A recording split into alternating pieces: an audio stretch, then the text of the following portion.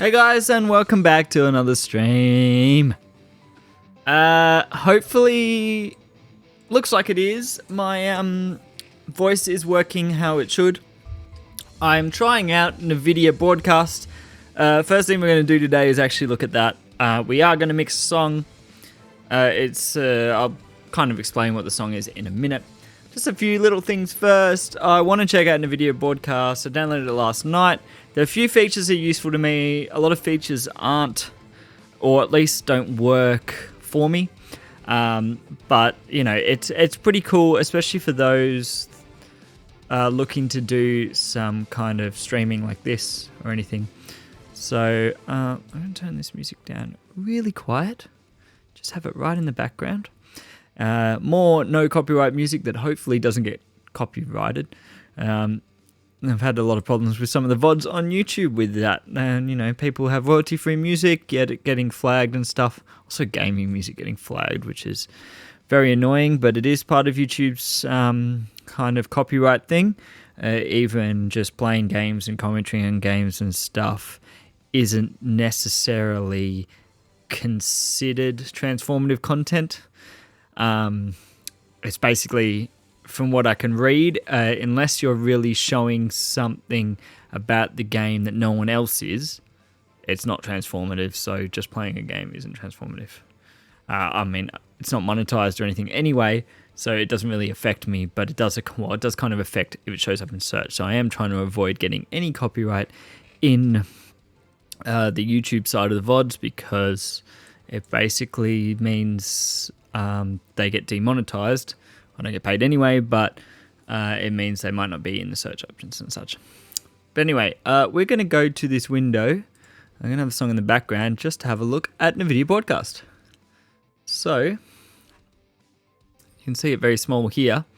This is NVIDIA broadcast. You've got microphone, speakers, and camera. So I've actually got it on the microphone.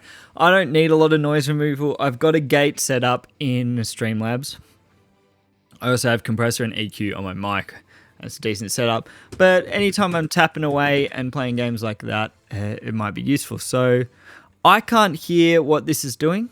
I might just turn this. I think I'm clipping a little bit on the lab bits. I can't really hear if it's doing anything, and I don't have the strength very high because I don't want the negative effects, because I don't need much of it. There is always negative effects to noise removal. And I do actually want to do some cool tests with this and see if I can use it in other sources, but that's for a later time. That might be on my more audio-driven YouTube channel. So noise removal's off. I'm just going to kind of pretend to type, click, click, click. That's it off. Normal clicking that I normally do. And then I've got it on a pretty low strength, which from what I've gathered of talking to people on Discord and testing this out, it doesn't get rid of it, just reduces it a bit. But then again, I have a gate. So if I turn the gate off, let's turn the gate off. There's a little bit of background volume. This is me tapping on my desk. And what we might do is, if I can get the window back up, is turn off. And that should be a lot louder, that tapping. And then on full, it seems to be pretty aggressive, but it does affect my voice if I get a little bit quieter. Like, completely cuts out all the tapping. You know, we've seen that before. We've seen the older version just called RTX Voice. People have shown that. It's really cool. It's the camera stuff. So I'm going to turn the gate back on just because I think the gate's very useful. Yeah, so a gate is an option without going too technical into it, although we are doing mixing today, so it is going to be a bit more technical. With a gate, you do have the sound of the gate, and you do have very set things. So it's very controllable and doesn't affect the audio while you're talking, but can cut off the end of sentences and stuff. The thing with noise removal, like AI-based noise removal, such that NVIDIA is doing, now there may be a gate involved in some level, but also what it's doing is having a look at the voice and then getting rid of stuff that doesn't sound like a human voice, But what this can do is kind of, if it's too aggressive, change the timbre of the voice a bit and start making it hard to hear certain sounds and stuff and cutting the tails off, especially if you talk not super clearly. I tend to mumble a little bit. I tend to make strange noises and stuff, and noise removal kind of negatively affects that, makes it sound a lot worse. So I try to avoid doing too much noise reduction, especially since I'm not in a noisy environment. But sometimes people are on laptops, sometimes people are just using crappy camera mics and stuff, and this is where this could be really cool. But what we want to look at is the camera. So I use a green screen, in case you can't tell by this is my green screen. What I'm going to do is turn it off to look at two of the features, which is removal. Now, these don't work very well for me at all, and I believe the biggest reason is because it's a green screen. It's not intended for a green screen. Now, I was hoping that, and maybe they will with an update, actually put intelligent keying, because while keying is pretty easy to set up and work, it's not flawless. I often get a lot of green around here, or lose a bit in my hair where green comes through my hair, because, you know, there's gaps in my hair and stuff like that. So it looks pretty good, but because I don't have the most expensive lighting, this is a cheap green screen, I don't have like a painted wall or anything, it isn't perfect with keying. So I was hoping that NVIDIA implemented something where it would enhance a simple keying algorithm, but they haven't yet. It's just a removal, but we're going to look at it. So background replacement, I think this is just a little video I have. See if this works. I don't have a load, otherwise I might have to find a picture of something. That doesn't seem to be loading. Let's go background removal is the biggest one, if it wants to work. Okay, so you can see it's keeping all this green around my head, and it is pretty good. But if I move, bits flash up. If you see these gaps here in my arm, like I managed to be able to get green bits in there, where it sees my arm and it sees something, it doesn't know what it is because this mic arm's in there. They're not cut off by mic arm. So it isn't flawless. Like I said, it will work better. You can see here, like I'm disappearing a little bit. But it works for people that can't get a green screen and want to get rid of their background, and it's something. And of course, I'm kind of small here, so we're going to go to normal cam. Let's go to normal cam. I'm going to turn this off. Jimmy James. Media source off. And image off. And we're just going to do a color. Let's do a color. Properties. White. So you can kind of see it on a white background. You know, it's not flawless. There's all this weird shit happening. But it's better than nothing for those that don't have it. And white's also completely destroyed my Streamlabs little labels and stuff. But that's background removal. Now, because I'm keying, you can see my camera actually doesn't fill it up. There's a section, I can't really point, but there is a section where that's the background anyway. That's just how my keying goes. Then there is background replacement, which I tried to get up earlier. So there's a video now in the background. So you can put any video in the background. That's really, really cool. You can put a picture, you can put some background video, you can put yourself at the beach, you can do whatever. That's actually really cool, but it does use the same algorithm, so it does have the same flaws.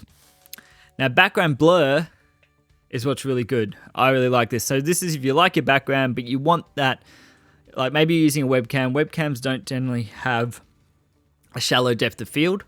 I set my camera, which is a Lumix GH4, to have a fairly shallow depth of field, but enough that I can move around and stay in focus. And it doesn't have a big depth of field because it's a micro four thirds compared to something like an A7, which is a full frame camera. Now, going into the nerdy details, basically, yeah, you got the gist. But what's really cool is background blur allows you to kind of get that look. Now, if you have anything in front like this, it isn't really going to look like that look because that's also going to be blurry, as you can see. My guitar's blurry and this part of the arm's blurry unless I put my hands there because it basically detects if you're human. And if you're human, you stay in focus, everything else is blurry. But this is something probably very useful to many people and actually useful to me. The only thing is it does affect keying. So if I put my keying back on, just because it blurs the green pixels with the surrounding pixels, I do get a little bit more going on. So I'll put the chroma key on.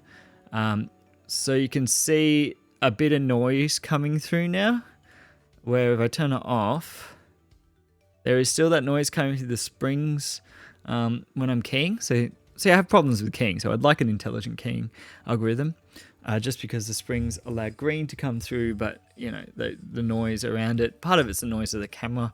The GH4 is noisier than I would have liked, but anyway. But yeah, with blur, of course, that noise is blurred and it makes it a little bit harder, a little bit harsher, and a little bit more of a thing.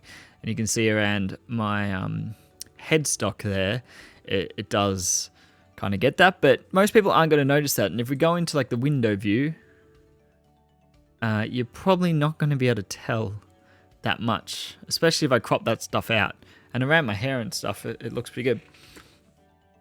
So background blur, I just wish it was more blurry. You could go extreme. That'd be really, really cool. Like for my friends that don't have green screens, they want to stream or they are streaming, to completely blur out the background so you can't really tell what it is would be really cool for them. But I'm not sure how strong you could go without it really affecting the signal.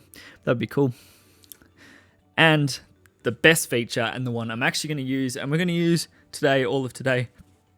Sorry, I'm a bit kind of esophageal things going on, so if I'm talking a bit bad, that's what's going on, is auto frame. So auto frame, if you haven't seen the NVIDIA ad, follows you around. So let's go full zoom. Say we go full zoom, you know, really tight headshot of me. Let's just go back to the cam view.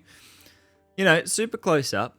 No, I've got a little bit of problems here with my green screen, but anyway, facial hair, green screen's just not good. Hair in general. Anyway, I'm gonna stop bitching. Auto frame, and then so let's say I go over here. You know, I want to play around with this thing here. I'm playing with that. Oh, cool. I'm going to go have some tea. Yeah, tea, you know. Relax a little bit over there. Oh, what happens if I want to get my guitar? Oh, yep, this is the guitar. Yeah, now it only follows humans. It's not going to follow my guitar. It gets all weirded out when I do that. Keep freaking out. You know, cool. Oh yeah, we'll go back. Put the guitar down. That is the coolest feature. Now I'm going to have this zoomed in. But yeah, auto frame is really cool, especially for someone like me who, you know, you might want to play a game close up here. Sit back and relax. When I go do things, I don't want to reframe my camera all the time. I don't like to. I don't have a zoom lens. I have it on manual focus. All those things. And especially if you're doing 4K. Now, my camera can do 4K, but I don't have a 4K capture card, so I'm 1080p. But if you do have 4K coming into Streamlabs, obviously through NVIDIA, most streaming services don't stream 4K, so you're going to be crushing down to 1080 anyway. So basically using auto frame, you don't lose pixels because you're zooming up to 1080 at the most ever. So it's cool. But let's go put it in a normal setting down here. So this is what it usually looks like. This is auto frame, and now basically if I, you know, go over here, move over a little bit, it is a bit trippy. It is a bit trippy because obviously it doesn't have the perspective a normal camera would if you're panning. It's kind of a bit odd, but it's going to be very useful for playing games. So maybe we'll just zoom a little bit. Now I'm just going to fix this up because getting a little bit from the shadows there. I'm not getting that. Anyway, chroma keyed. So I'm going to go back to media source. So anyway, I'm going to change this to music because we're going to mix. Oh, no, first, that was the first thing I want to talk about. I'm getting a bit lost here. This is being recorded as well, so that's why I'm a bit kind of talky, want to do things. These are going into videos. It's a little bit of a dual session, bit of streaming, bit of video making. It was my birthday yesterday. Happy birthday to me. I was going to stream, but I didn't stream, and that's pretty much it. there's not much else to say. This needs to go below because... Why is that being weird? Sorry, I just want to fix up the...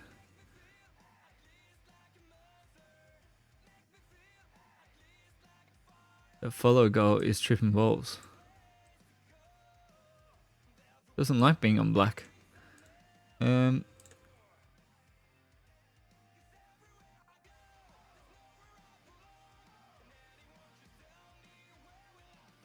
me just check.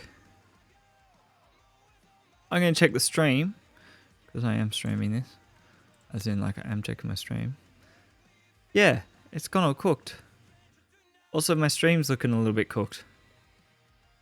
It doesn't look like that in Streamlabs. It's looking a little bit oversaturated. A bit blocky. Part of that's you know, Twitch and conversion and stuff. I don't know how to fix that. I don't know why it's gone all weird colours. Where have we ended?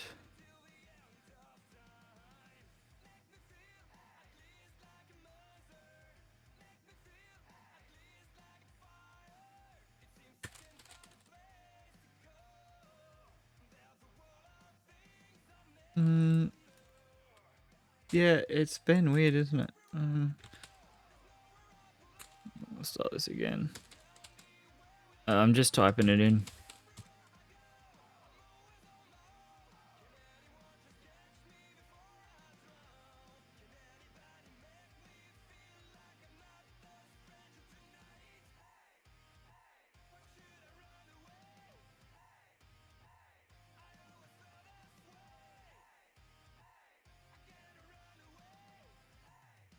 Oh, I know what I've done. I'm an idiot. I accidentally copied the filters of Chroma Key onto that. Yeah, okay, cool. Cool. I'm with it, we fixed it. So, I'm just going to show a few things I got for my birthday because they're fun, you know. I mainly got beer. Beer's fun. A lot of red ale. Local Perth beers. I live in Melbourne. My family live in Perth. I love Perth beers. So they sent me, they got delivered a bunch of beers that are usually good in Perth, and one Canberra beer and one Queensland beer. So Bolter's IPA I got Red Nut, and then I got some Fell Brewery stuff and some Gage Road stuff, which is awesome. Got a bunch of pasta, because who doesn't like pasta when they turn 30? We don't eat much pasta because carbs and shit, but pasta. And because everyone that lives in Melbourne loves coffee, I've got 3 different coffee beans. Now, I'm sure this one is green, right? But yeah, the king's gonna make that invisible, which is cool. Invisible bag of coffee. And yeah, we got Convict, Roundhouse, and Market Blend, all from Freo in WA. And then a bunch of chocolate things that I'm probably going to be snacking on all stream. So yeah, now we're going to go to the mix. So I'm going to change this to music. So basically, this song is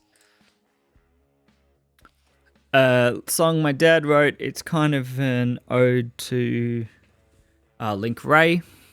He recorded it in a bedroom with 2 microphones by himself. Not a very high-end recording thing. Very, like, couple of takes, off the cuff kind of song. I haven't listened to it yet.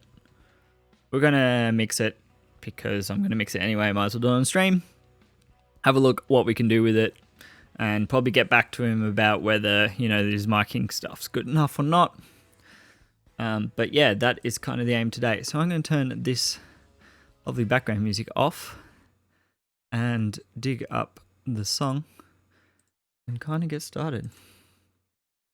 Let's go to window. Yep. Basically arrange the song here. Very simple, 2 drum tracks, bass. I've already duplicated a second bass track because I like doing that. I might not use it.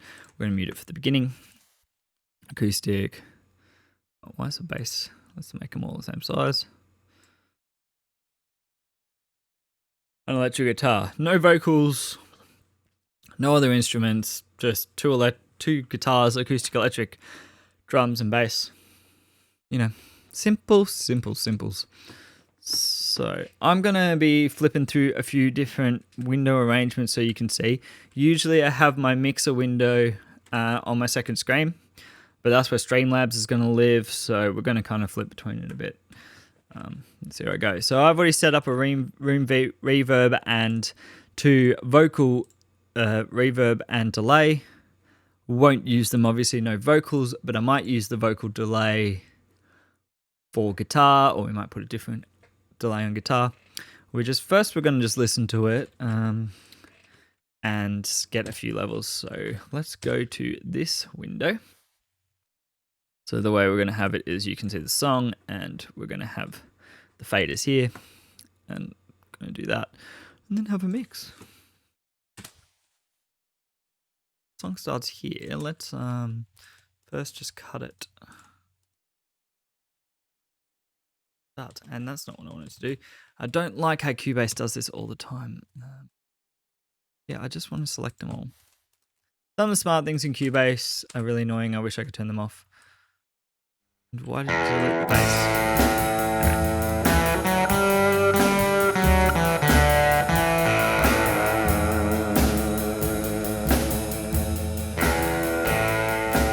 I hope that's coming through the stream okay, nice and loud.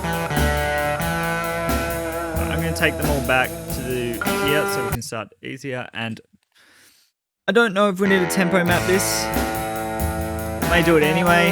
Try and figure out the tempo. That's not the button I meant. Let's be calculator.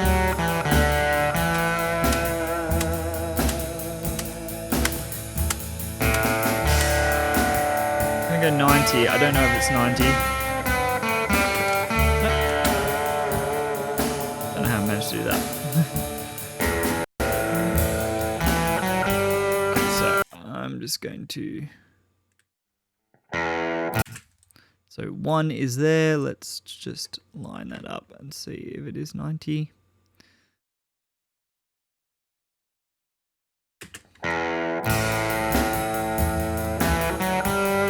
It's slower than 90, I believe. And which Windows toolbar would be a little less sensitive? Maybe 90. Actually, no, it's faster than 90. What am I talking about? 92? 92 is a little bit off. 91. I'm going to try 91. 91 seems pretty spot on.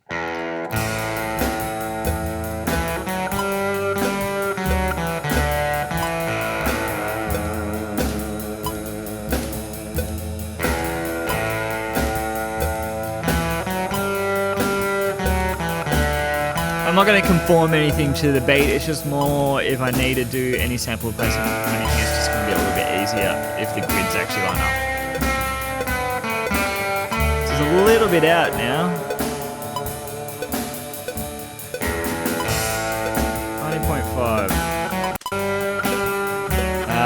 I'm going to lock the taskbar because it's going to keep getting in our way. I'm kind of new to Windows 10, which sounds ridiculous. I just like Windows 7. But security wise it's pretty bad now, so come on, automatic taskbar. So we're gonna have to look at the taskbar just because otherwise it's gonna cover everything.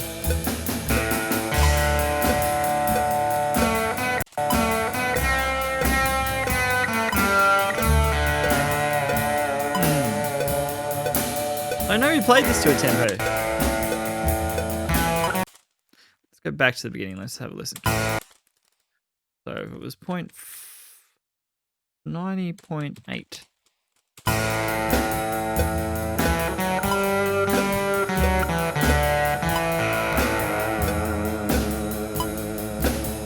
That's faster.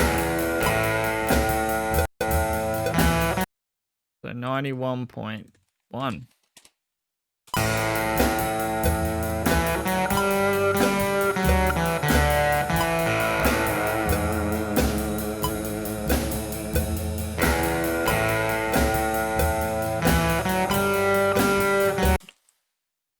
Okay, so we're not quite lined up. Let's just line up. Oh.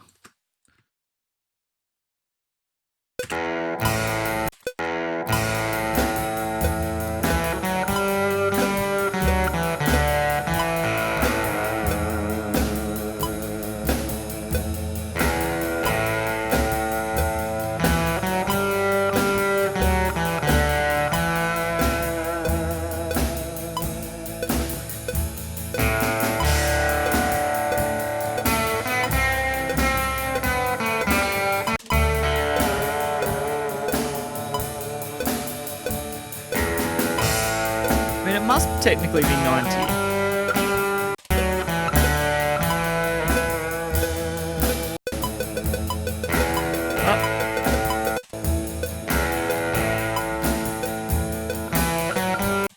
I'm not going to spend too much time on this. I do have a feeling maybe it wasn't done to a click.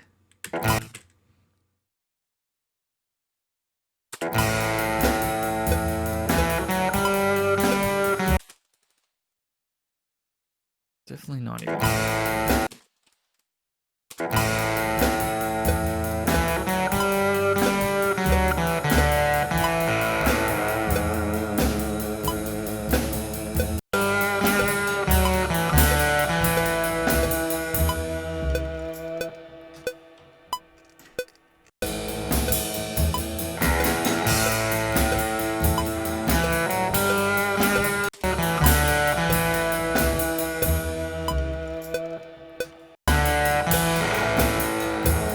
Okay, so 90.8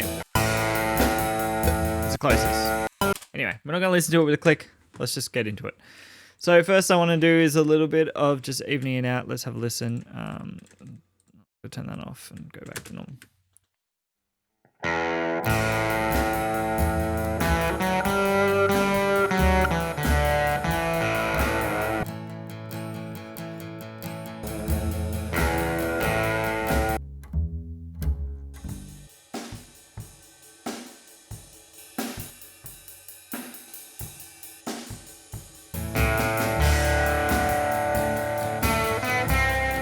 Yeah, that's a fairly okay balance, I think. Just off the bat.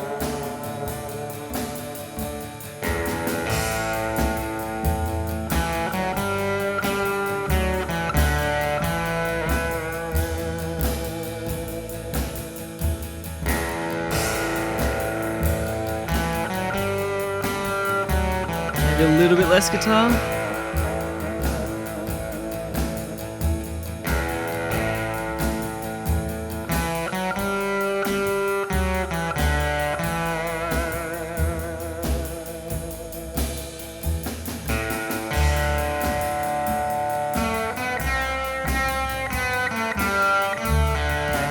Okay, now the first thing I want to do is put a little bit of stuff on the master bus just to give it a little bit of vibe, give it that kind of older sound. First thing is Tape Machine. I'm going to use a lot of Slate plugins for this.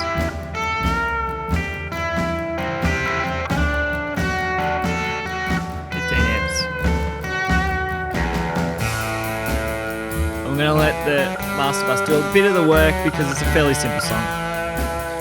So I want FG mu, which is your variable mu thing. It's going to give it a bit more mid-range too. And I want to drive it a little bit.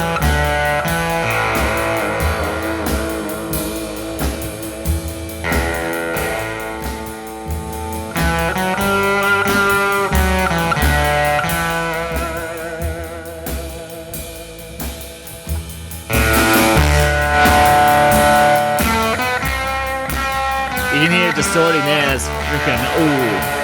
That's a real nice distortion. Not what we're going to use, but I like it.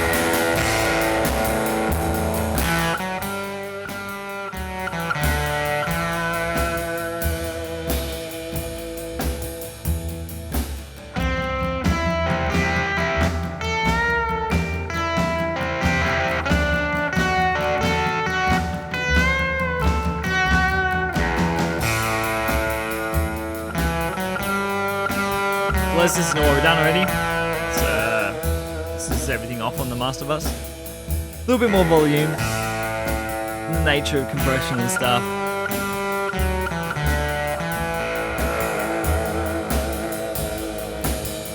Might back this master down a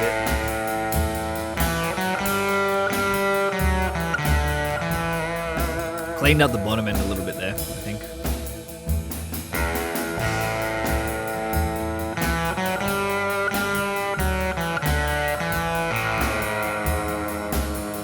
So let's start. I'm going to use some virtual mix rack. Now, normally you go tape plugin first, then virtual mix rack because that would make sense. You record to tape, but I want to do some emulation of the. I'm just going to get. I want to do some emulation of the actual front end of a mic preamp, basically.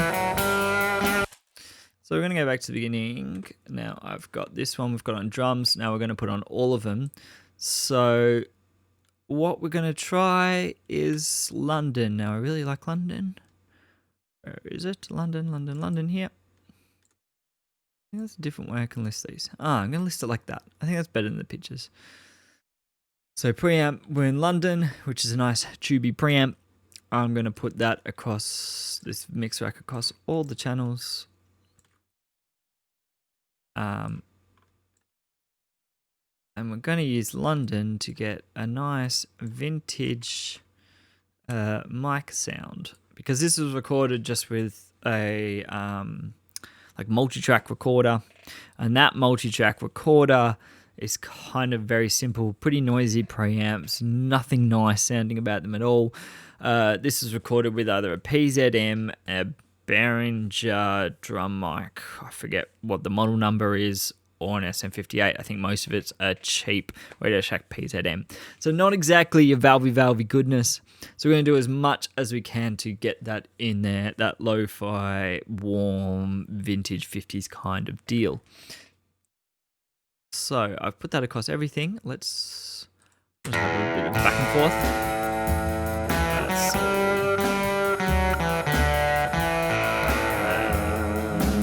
There we go. So the preamp's not doing much at all. It's on the lowest setting. We're going to wind it up a bit,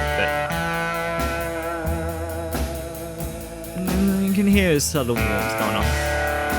So the first is the drum. So I'm going to solo the drum mics so you can hear what's going on, and we can just tune it a bit. So this is that first one. Let's put listen on so we can hear it a bit better. This is mainly cymbals.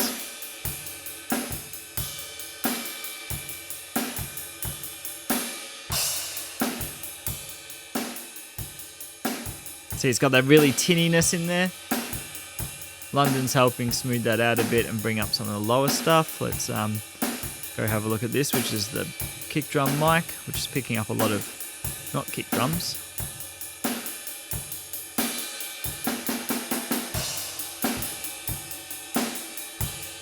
Let's push this a little bit to get that kind of more distorted. This is meant to be a Link Ray thing. Link Ray loves this distortion. So I do want to get a bit more growl out of everything. So listen to them both. Switch these on and off.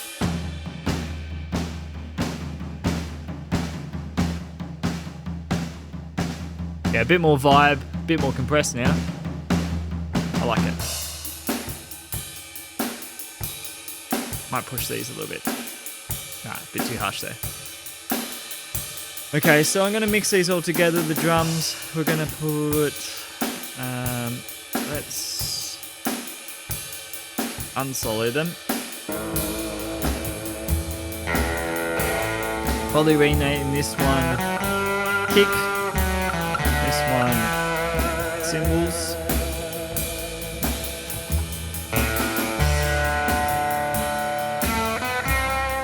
So I want a bit more kind of something going on with that kick. It's a bit muddy. I'm going to use a bit of Neve Magic. Drive that a little bit.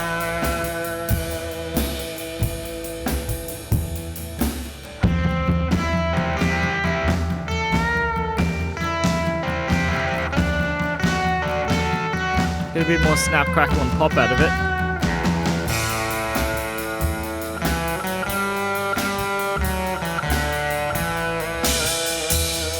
Because that's going to add a lot of those symbols I don't want.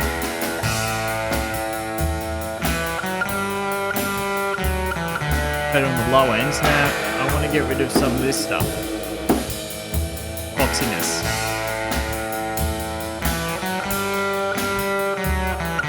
Don't make it sound too thin. Might be a bit too thin there.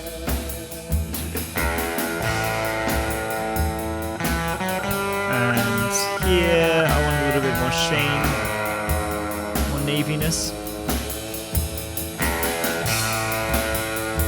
Well, that's supposed to be a little bit harsh. Find some harshness and dull it out. There we go. What do we like?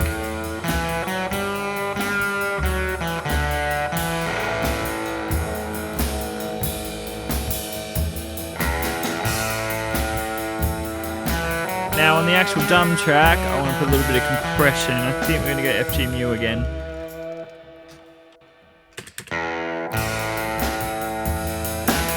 Bit of crunch, bit of compression. Compress them together rather than as separate things. I mean, that's often what happened in the 60s. You'd have one mono compressor in a studio, so you can't be doing multi-track compression. It's literally just put it on everything. Bit too much cymbals going on.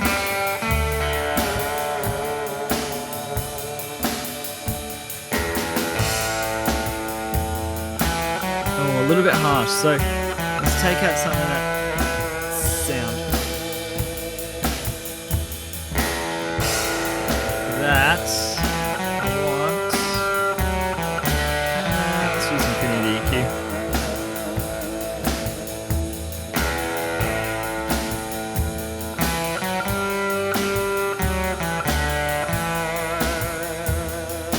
I can see it. Let's just listen to that so you can really hear it. That's it there.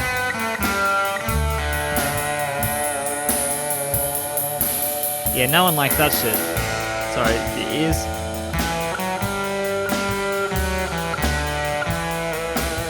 I'm just gonna get some of these little peaks out that the PZM likes to put in things.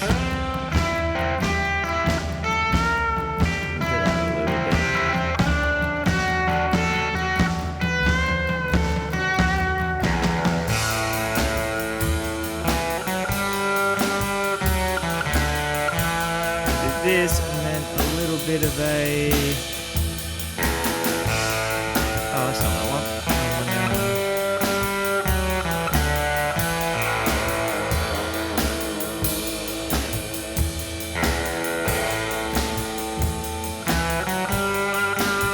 Down to about okay. Move it out a bit. There we go.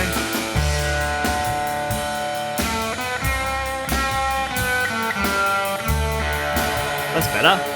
Got rid of that sizziness, so that's off. Bit sizzy. Sizzy's not a very good word, but sizzy. Smoother. Now you can bring the cymbals up a little bit.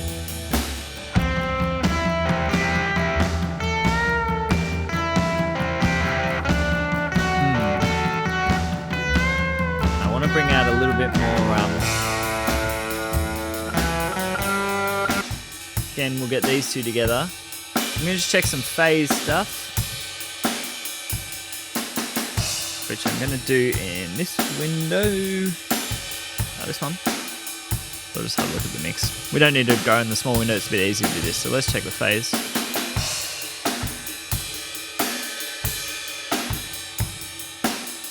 Okay, it's more in phases this way. If I flip the phase, it's a bit hollow.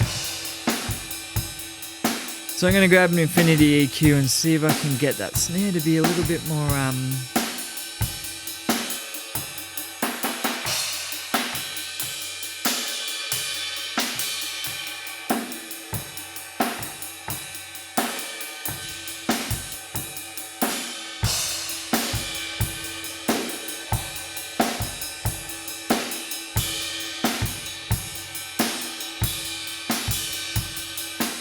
a bit tighter. Let's see. Is there much snare in these cymbals?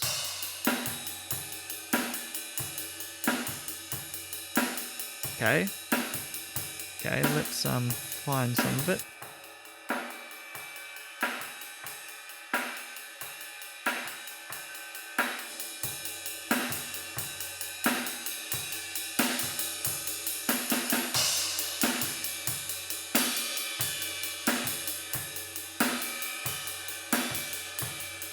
Fairly dark, so we might use some dynamic EQ. A lot more snare in this.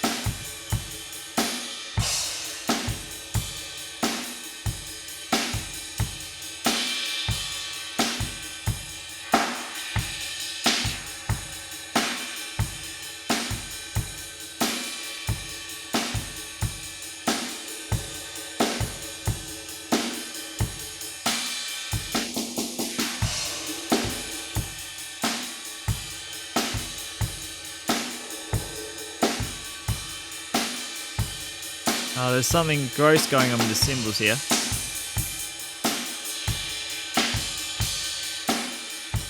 I don't like.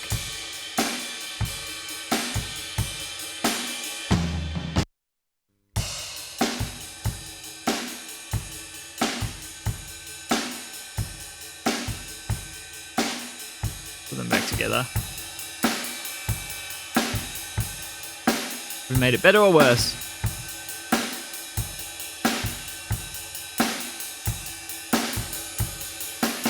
Made the snare better, the cymbals a bit worse. It's a bit of a compromise. Let's try and turn this down a little bit.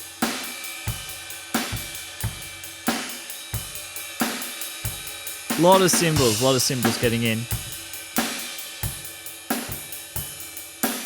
But better than before, it's got way more mojo.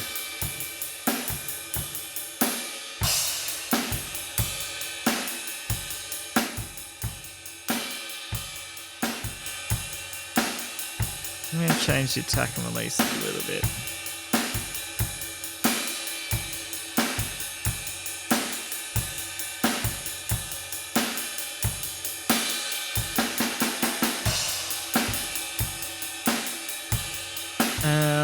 And maybe a bit of transient. Let's try.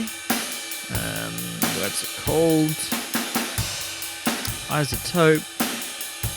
Let's come up with it. Is it transient? What is this? Transient. Where are you? There's a lot of snares going on, which is good. But I want to try something different. Yeah, mixing a very... I don't know how much you've seen so far, Stu. How are you, by the way? See you didn't stream today, but getting used to the almost daily streams from you. Where's my plugins? Let's go by vendor.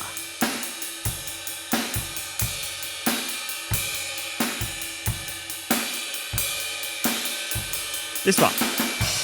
What I want. I'm going to find the snare. Yeah, I was meant to stream at like 7. I didn't start till what? 10 o'clock? Now let's go find a frequency we want.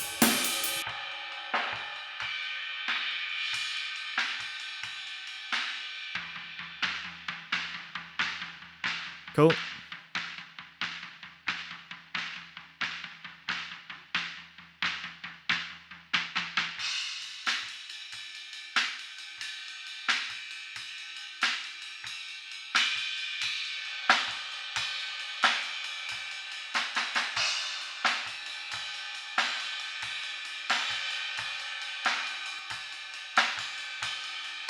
That's better. Now let's listen to it.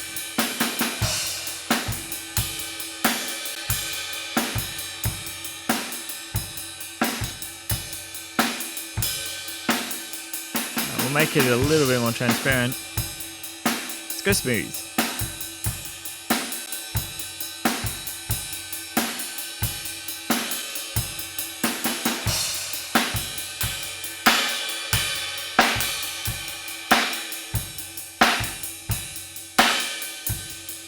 Now it's a gated mess.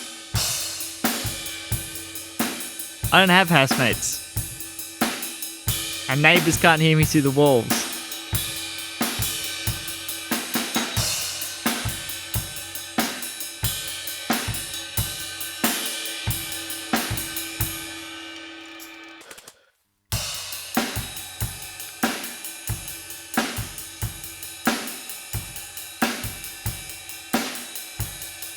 Is that better? I think that's better. Very easy to fuck things up with transient shapers. Quite easy to suddenly completely make everything sound like absolute shit.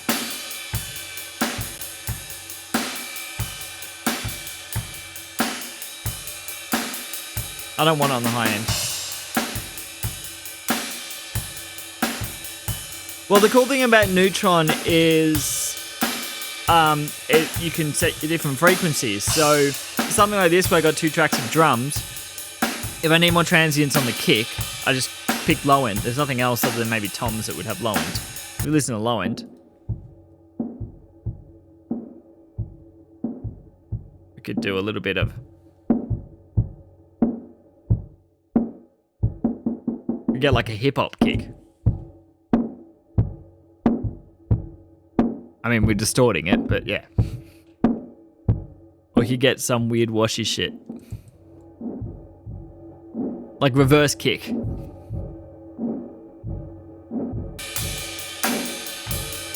Sounds like the kick's going backwards. But anyway, that's not what we're doing. We just want a little bit of punch.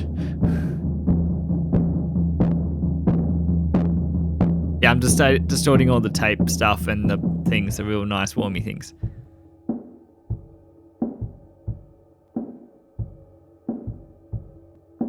Just want a little bit more punch, but it's meant to sound 60, so it doesn't need that much punch.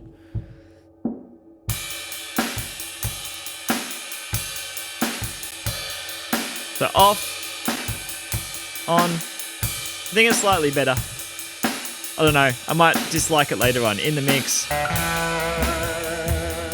Now I'm going to send this to this room verb, which I haven't set up yet. And we're going to... Actually, I might use a plate. Could be a cool idea. Yeah, I'm going to use a plate. We're going to use an EQ with it.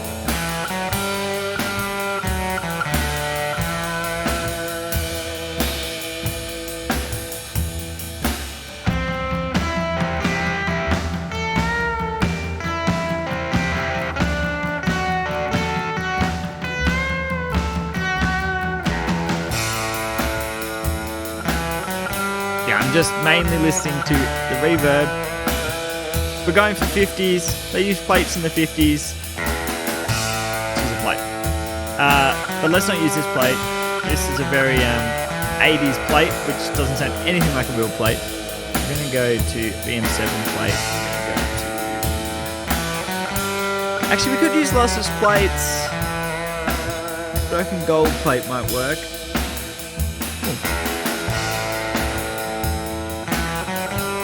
It is September and I can't get subscribers, so... Well, here are you, Mr. Slate. Why is your plugin freezing?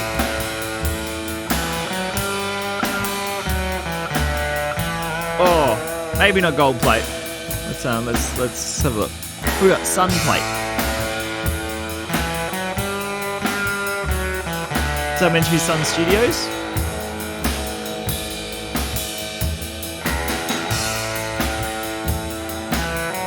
That's cool.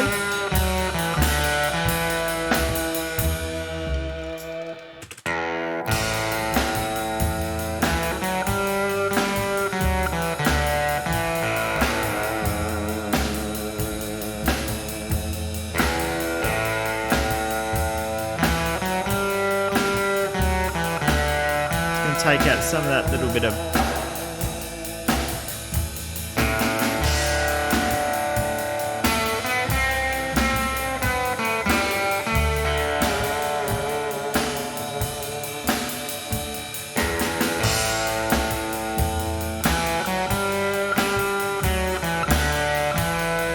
yeah, it's meant to be very Link Ray. That's the idea. It's my dad's track. If you missed that whole section, which you probably did, recorded on a 2-channel, like Porter Studio kind of thing, with the shittiest, noisiest preamps, with a Radio Shack PZM, some Behringer kick mic.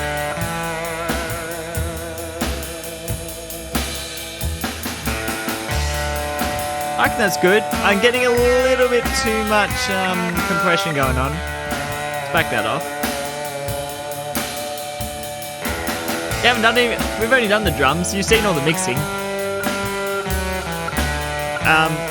Let's do a little bit of comparison just so you missed what we were doing at the beginning. This is before I did anything. Sounds a little bit flat. But I haven't actually done any EQing or anything. I've just done some bus compression and tape shit.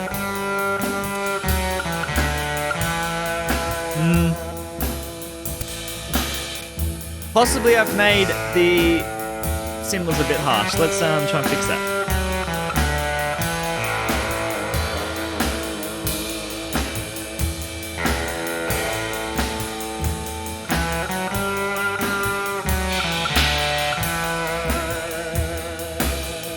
That's better. I don't know why I was boosting 3.2. Don't need it. Cutting 3.2. Now I want to give that guitar a little bit of that plate, I think.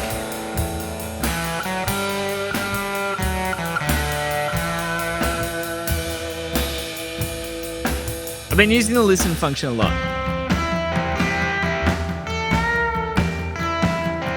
Yeah, the cymbals are the loudest things in the drum. Oh, Nightbot is come in to tell you you're a legend, Stu. You're a legend.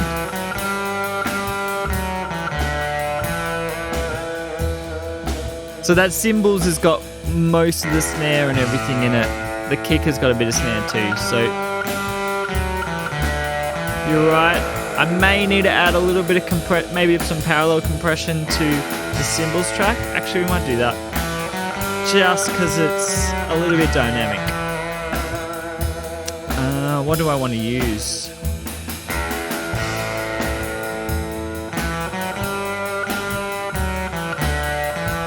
This might be too aggressive. We're gonna try it.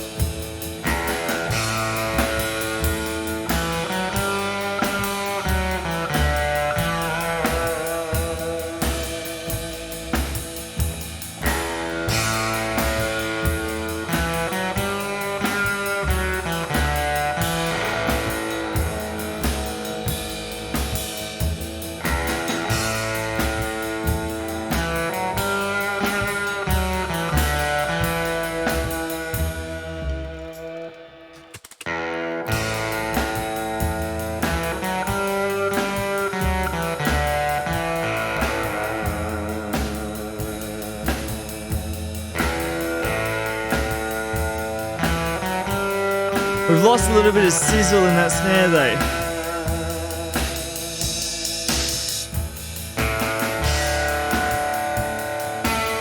Okay, let me see if I can fix that.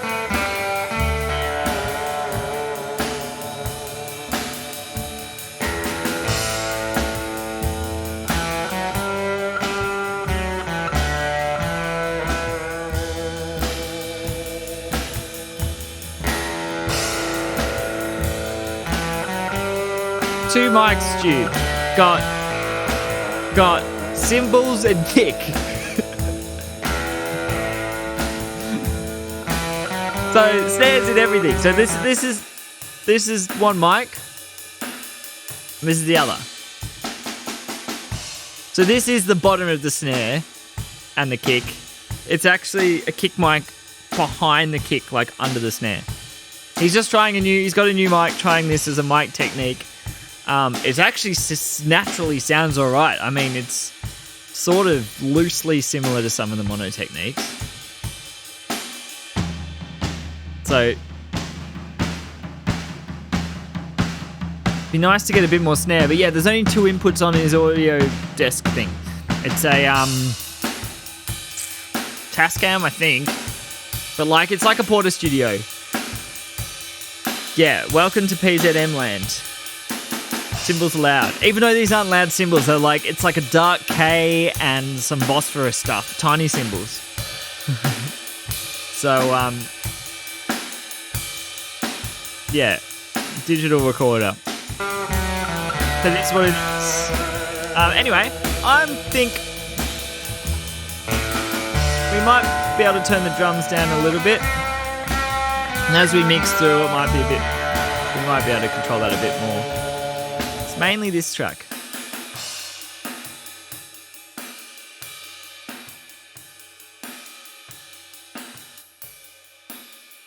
See, this is it without anything. You can't even hear the snare in it.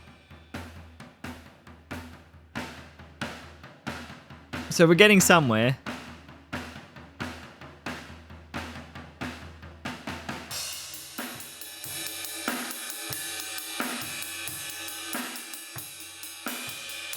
Maybe we try a different compressor. Let's try stress.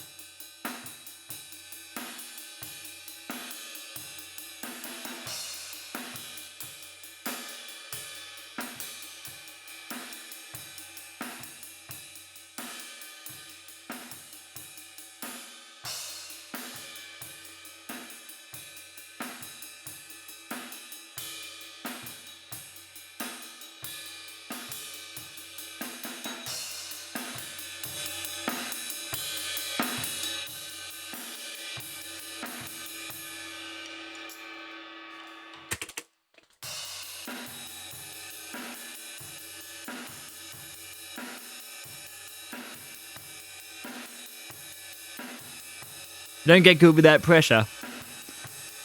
Okay, I'm absolutely crushing this to the wall. Let's try that on 2 to 1.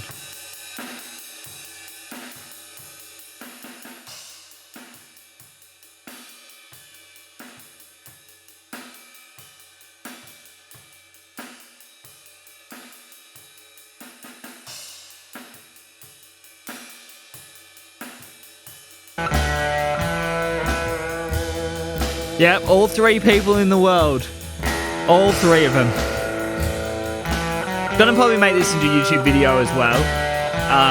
Because I've set up Streamlabs, and it's something you should do if you can get Streamlabs working, is with, I don't know when they brought this update in, you can choose whether a source is recorded, put on stream, or both. So for me, I'm recording just this. None of the follower stuff, none of chat, none of that. Actually, why don't I have chat box up? Oh, I do have chat box up. It's just there.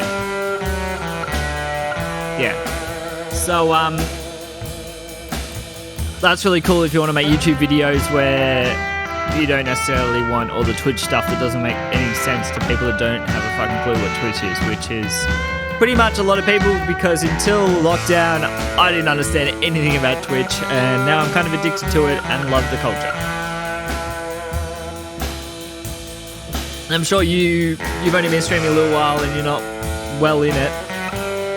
There's a lot of stuff in Twitch that you probably don't get yet either, which is very common. It's a very kind of its own language, as a lot of people will say, and then people will start saying Twitch speak in public, and it's weird.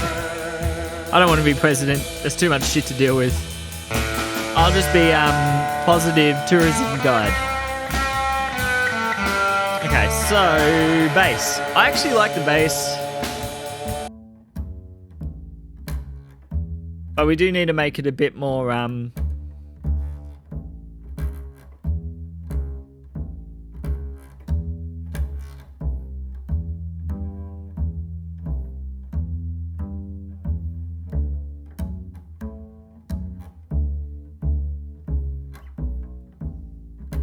time, my friend. Time and patience.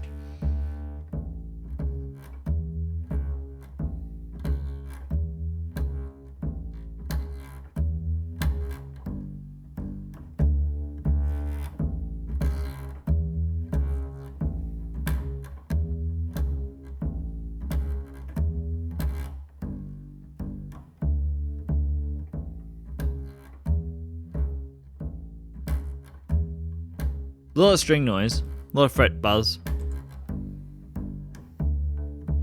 Let's get a little bit more yumminess in there. Ooh, actually, I might want to try this. This is a Vintage Beast. Very interesting compressor.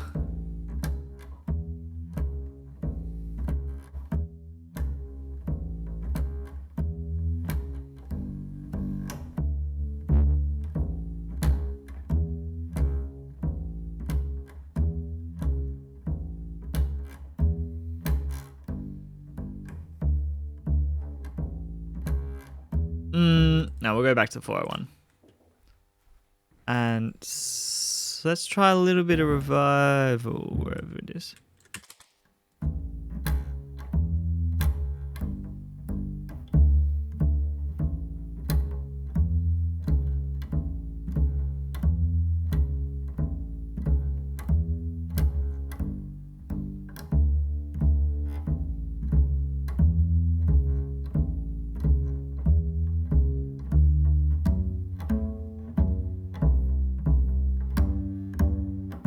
Get some meaty woodiness out of it.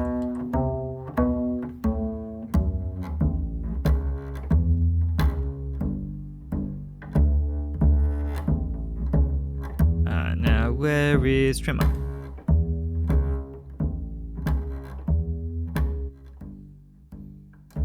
Because we've gotten a lot louder.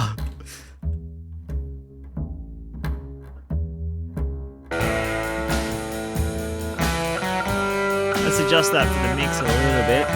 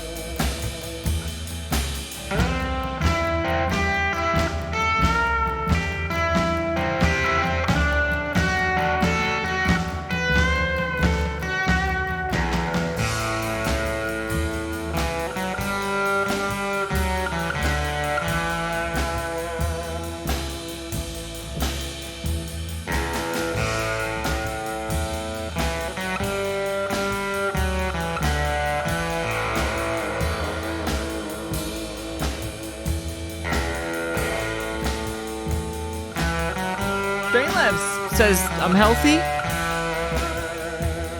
0% drop frames, but Twitch was having issues for me earlier today, so it could be a Twitch thing.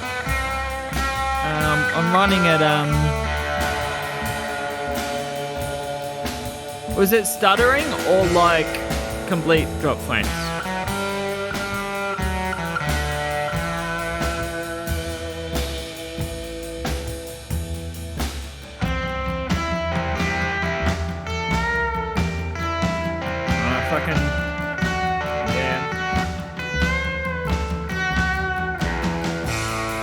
Twitch is pretty buggy sometimes. I just don't think they have a lot of the kind of bandwidth to spare. Is it still happening?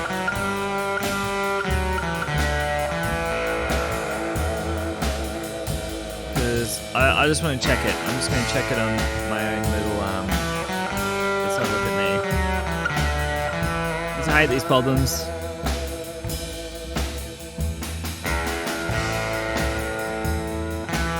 No, smooth at the moment. At least on my end.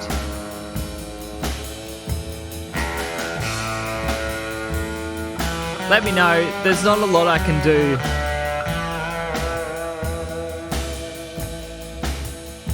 Oh, music jumps. Was it an audio thing?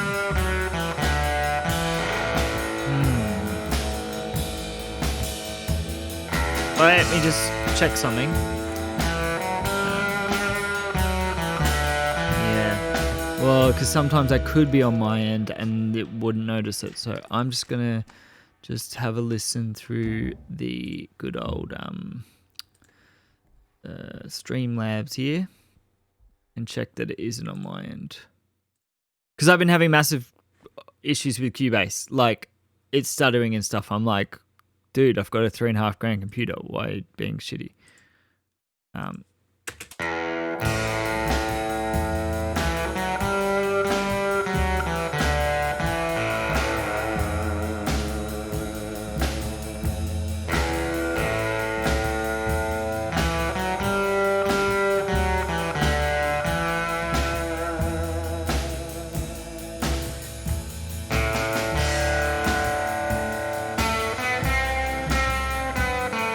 Oh, it's sounding alright from my monitor.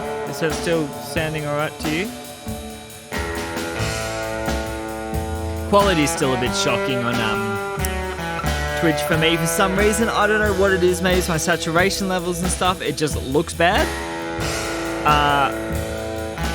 Even though I'm smashing CPU at max performance to do the best kind of bitrate conversion I can, but I'll figure that out. So monitor off. Just keep me in the loop, eh? How bad is Facebook? Facebook, I can't read things in game. Facebook is just like, it's not the colors are off or like contrast is weird. It's like everything is a block. I'm also using NVIDIA Broadcast, by the way. Yeah, it looks absolute trash. So this could be causing problems because you missed the bit where I can do this. Auto frame. It is great. Anyway, back to the song. Yeah, it's like 480p. But like it's 720p, but like the worst compression ever. YouTube is so good these days compared to anything. Vimeo doesn't need to really exist with YouTube. Okay. What do you think? The acoustic?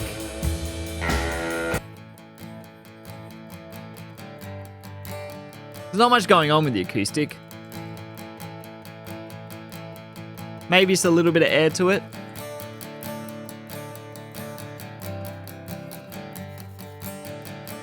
Actually, let's a little bit of air. Let's try this EQ.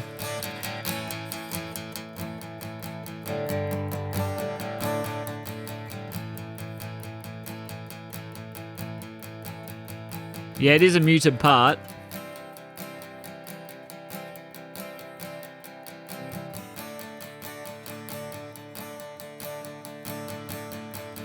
Okay, I made it sound worse.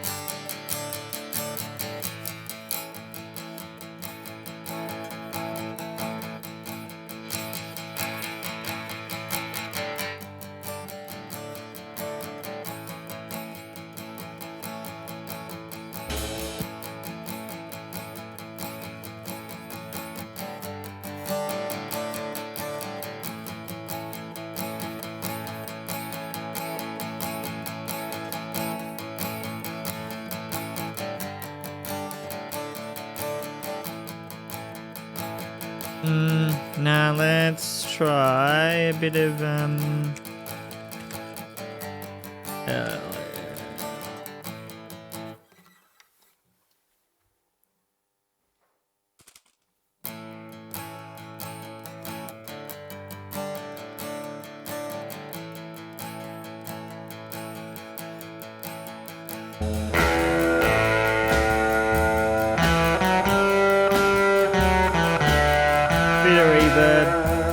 smooth it out a little bit.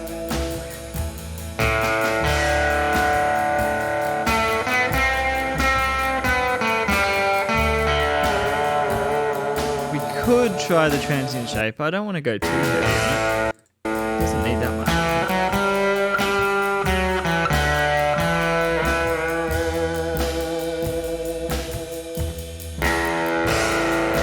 Yeah, I think this is pretty nice. Let's try that.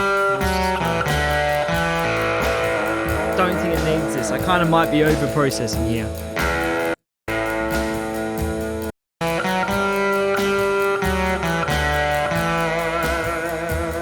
want to take out a little bit of some weird honkiness going on.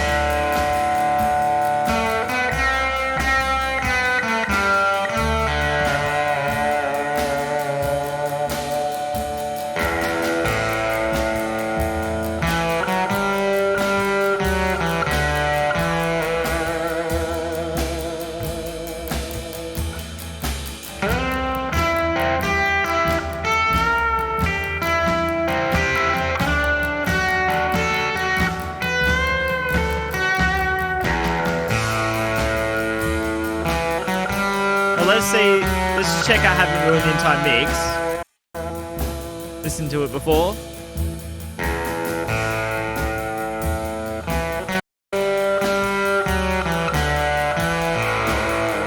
It's interesting how the electric sounds different.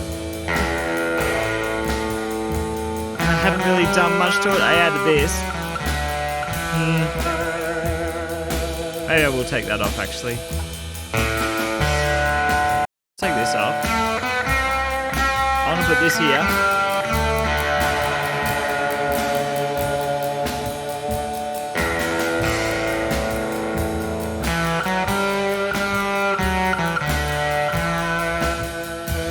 Oh, it's just too loud, that's what's going on.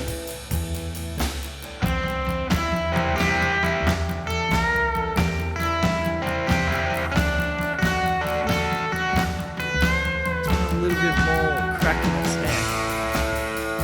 Those cymbals are so bright. That's better. I think that'll be fun. Yeah, I don't know if we need to hear the acoustic though. It's a little bit annoying. I just want to. I'm going to try with it. I don't know if we need to hear it or just feel it. Because this is without the acoustic. You can actually tell it's gone. It's like there's a big hole in the mix.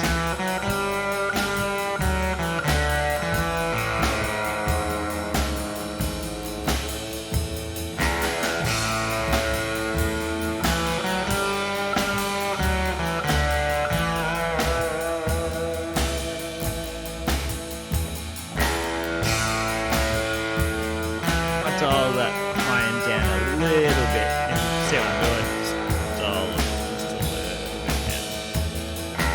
I gotta fix up my colours on this screen. Colours are a bit out anyway. It's a different problem.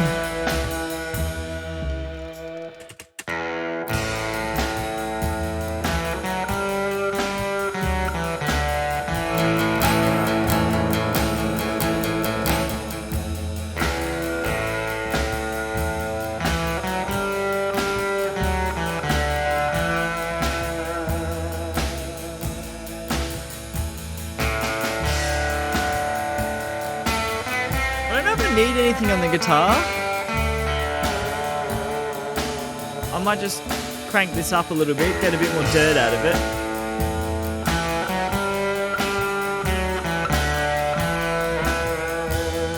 High pass a little bit.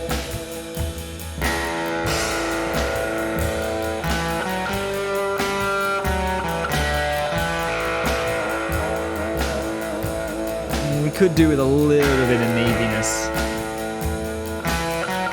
Oh, that's not it. Where's the neediness? Come on. Stop.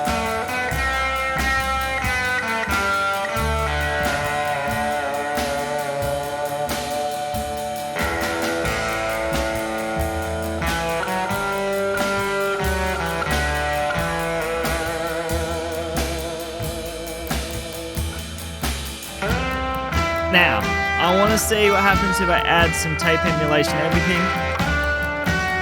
Might make it worse, might make it better. I'm going to go 16, 15 Fs.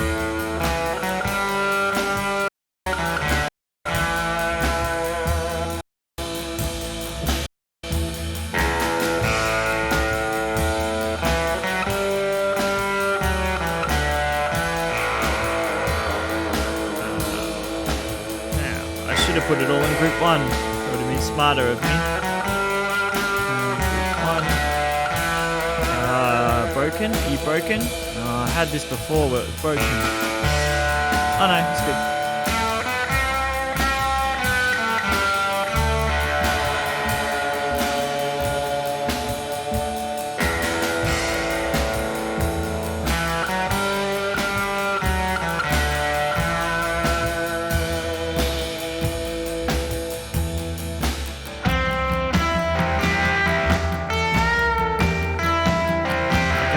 Now we've got him grouped together, mess around with driving the hell out of that.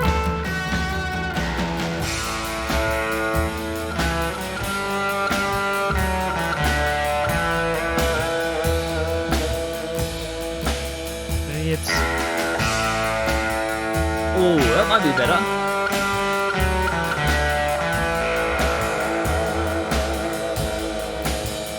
Off.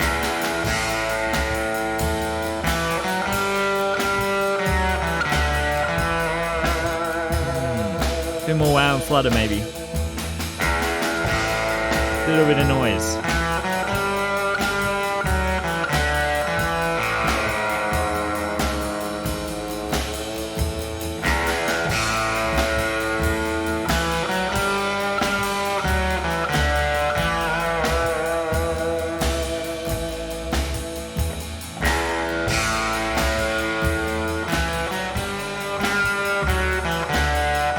Put it on the return too, just to get that little vibe.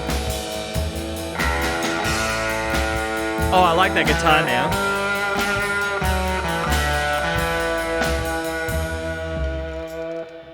I'm just gonna turn it up, have a listen, kind of loud for me.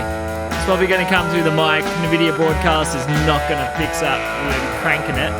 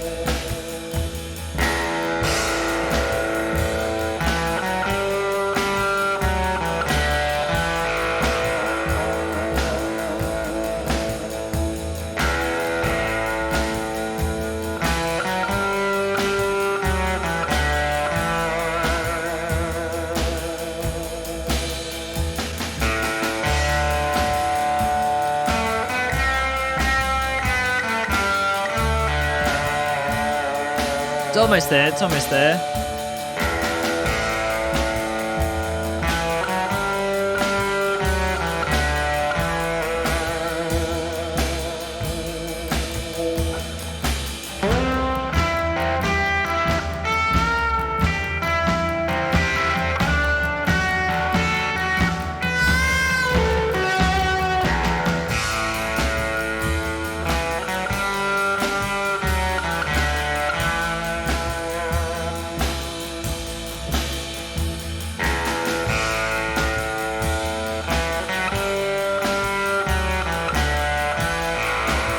Cubase is freezing, by the way. I don't know if that froze on stream.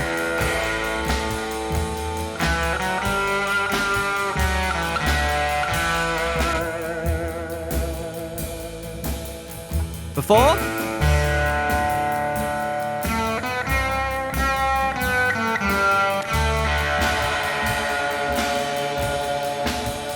A bit less reverb.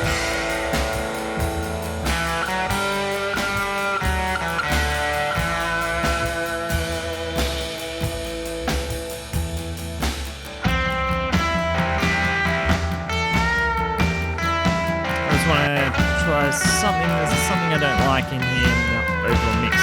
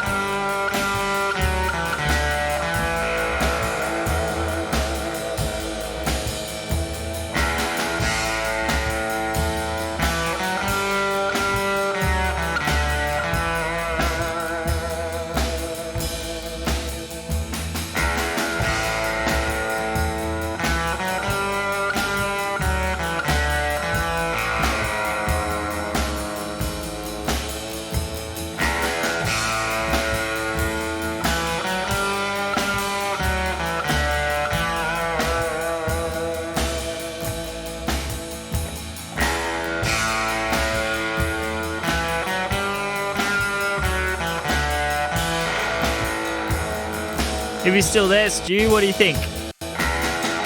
You got good ears? You probably got better ears than me, actually.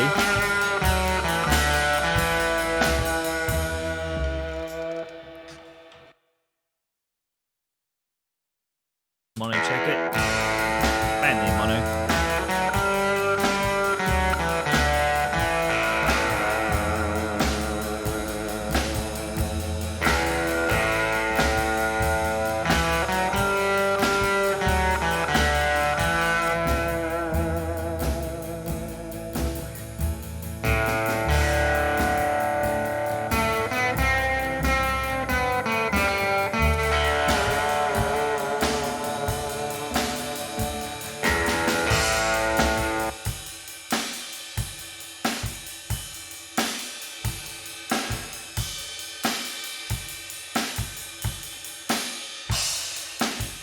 Might need a little bit of ambience.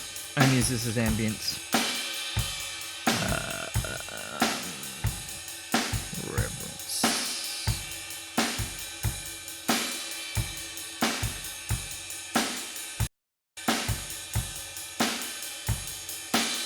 Dude.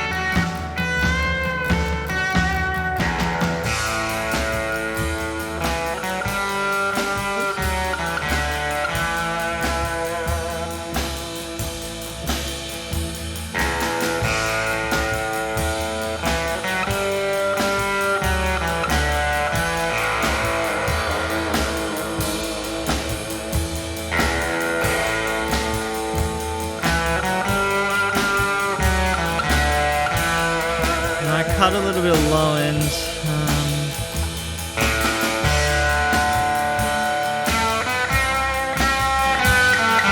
Could drive this a little bit harder for that little bit harder sound. Nah, too hard. Now I want to try something a little bit gimmicky.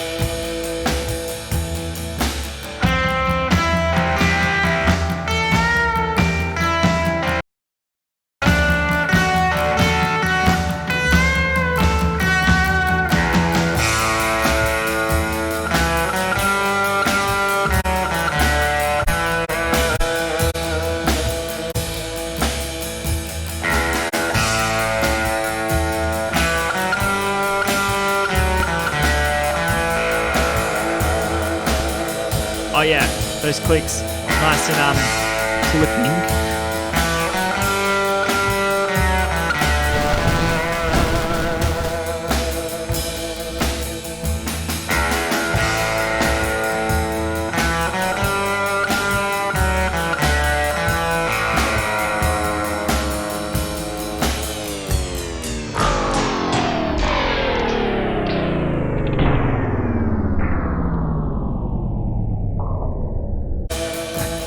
Uh-oh.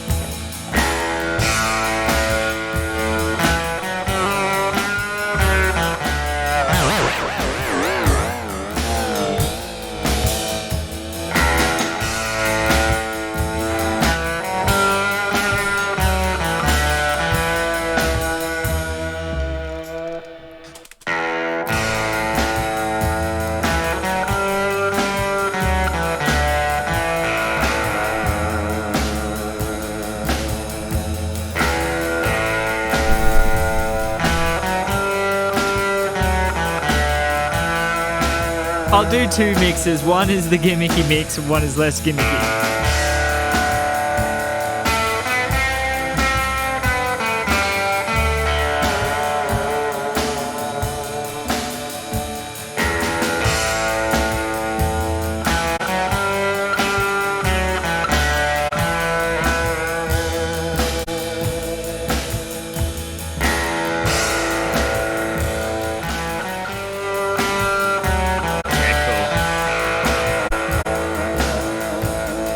a fun plug-in vinyl, and it does sound good, and the TG desk does sound good too, but like, me personally, and like I love vinyl and all, but to try and sound like vinyl on digital makes no sense to me, because what I like about vinyl has to do with so many other factors. But this is going for a 50s vibe where anything you've ever heard was straight off vinyl. They didn't generally play off tapes. Meatbag Collector, thanks for the follow, man. Yeah, it's a pretty sick plugin. It's really nice. But yeah, I prefer to use it more as an effect than a realism thing. There's a couple of Aussies on the old Twitch these days.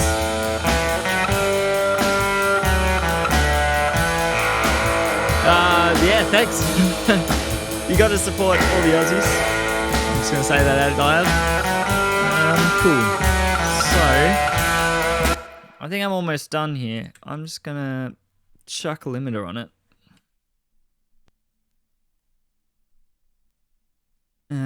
Let's go back. Let's get this here.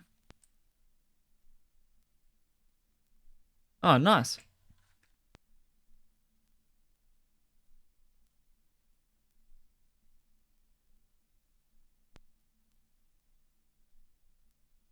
That's cool.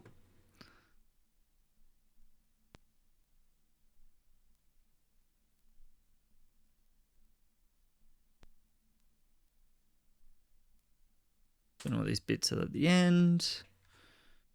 Might just put a little bit of a fade. Or don't need the seat and stuff. No one needs that sound.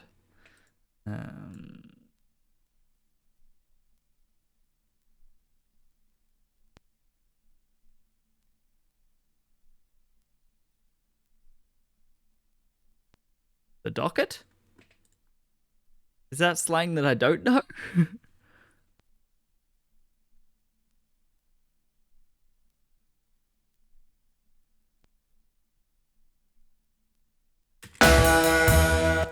I'm just checking these fades.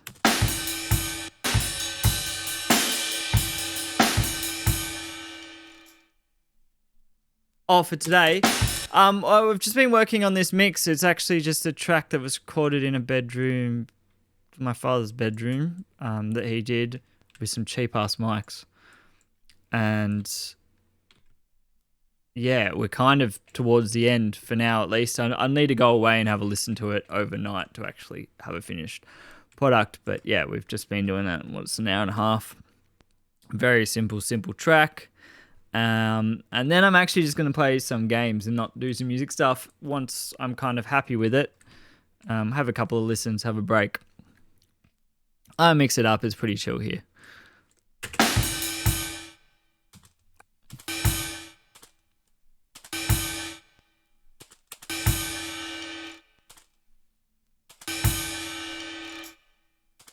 Okay, I want to just get rid of that chair noise while it's still kind of a natural fade.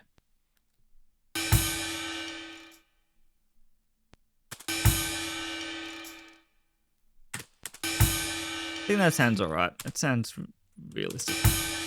Now let's check what the acoustic's doing. Because that's just annoying noises. No one needs that. Cool. And the bass.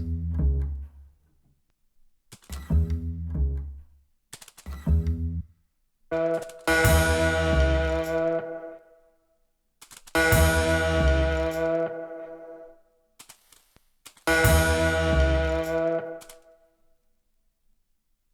think that should be fine for the end. And then the reverb should fade out naturally.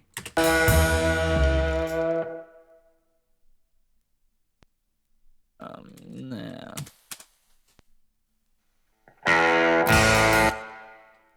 Start it here. Give it a listen.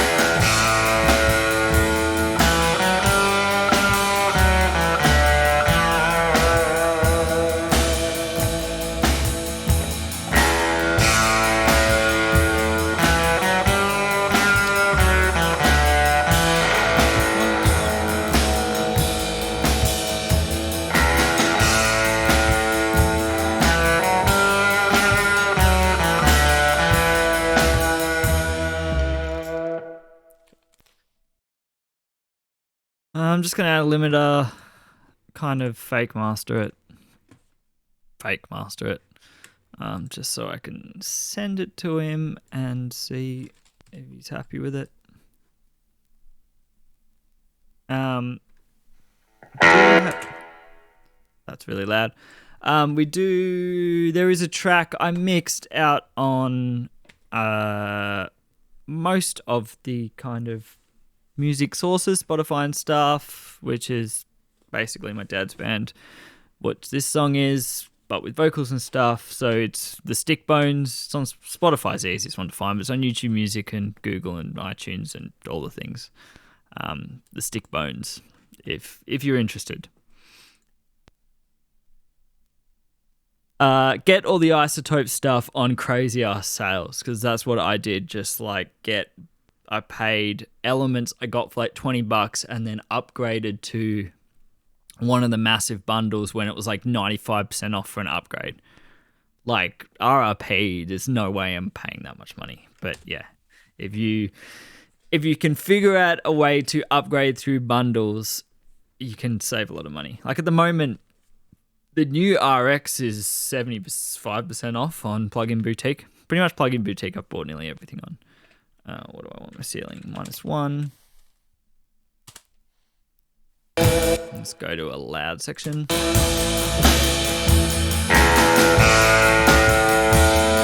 lot louder now, so I'm just going to turn it down the stream.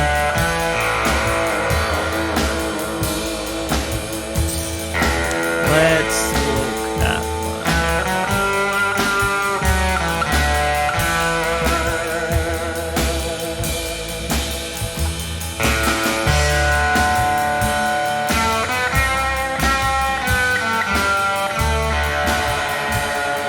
let's try to learn threshold, see where it sits. It's a good spot.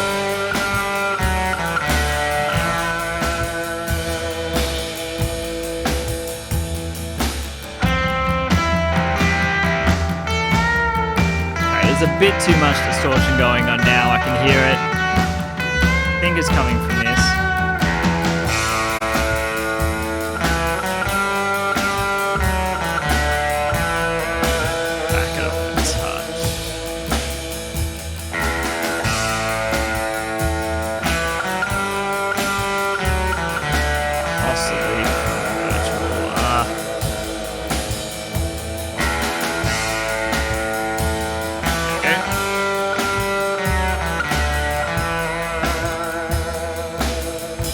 Everything was a little bit too hot.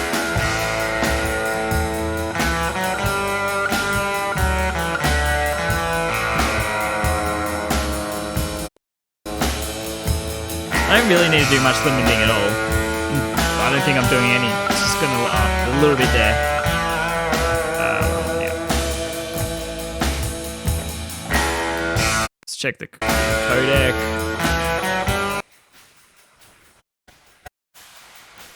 So this is what you're adding when you're using lossy stuff, which is the coolest thing about Ozone, is you can check this. So you can solo what happens to your music after it goes onto Spotify and stuff, and all the shit that is made sound weird. If that makes sense.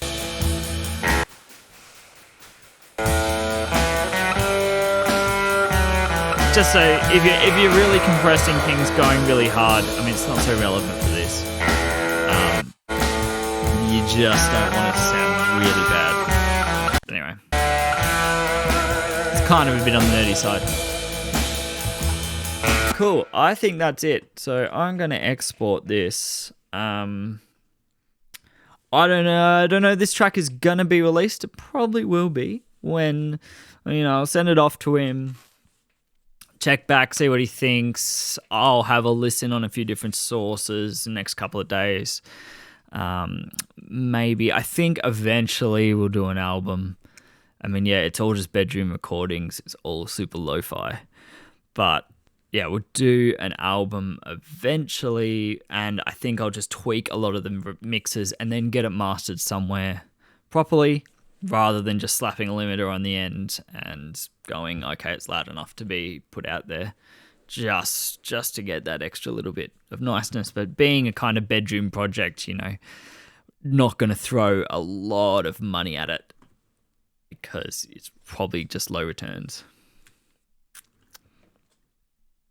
Yeah, I do a kind of like multi-bus technique. I like my group buses. Like, yeah, I always put at least some compressor on the stereo bus and then often a little bit of stuff on the drum bus. There's only 2 drum mics in this mix, so it's even easier to do a lot of stuff on the drum bus. And then sometimes I'll do tape plugins, a bit of distortion stuff, and then a little bit of EQ, depending. It's just, yeah. I do want to try some more complex stuff with the, I know there is a few people that do like the parallel compression bus, with 2 buses, and one is clean or like very little processing and then parallel, and then all that stuff. So 1 bus routing is all of the logical routing. Oh, okay, yeah, and then 1 is more selective. Heard that too. There's a lot of different techniques. Yeah, I tend to do it like a funnel, if that makes sense. Hard to explain that. Oh, okay, yeah. So a master bus and then a second master bus.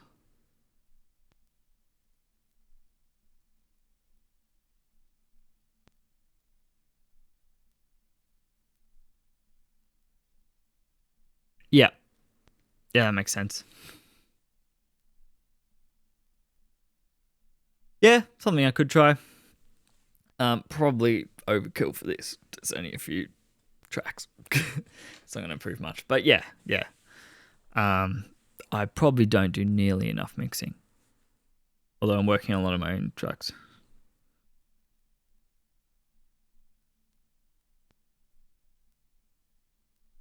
Oh, okay. So then the master fader feeds into that bus. So you can push like the master fader into that bus heavier.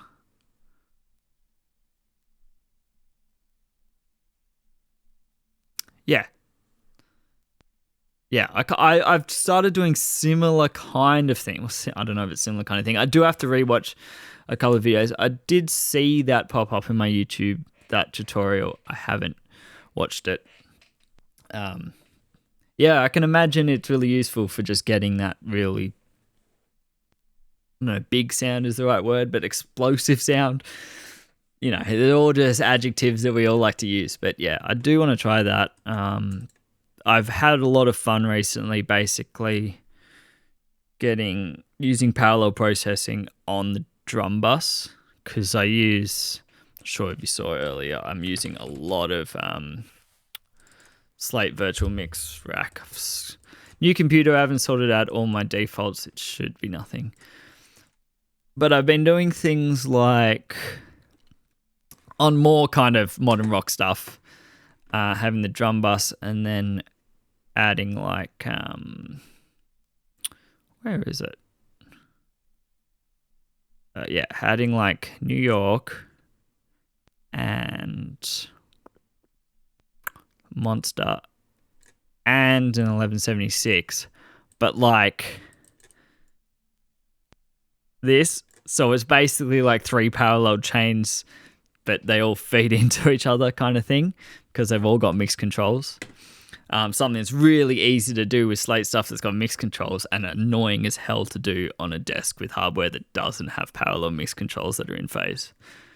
But I've been enjoying doing that, just basically slamming things a little bit and then turning them down till they just bring up a little bit of ambience, especially on like big rock tracks.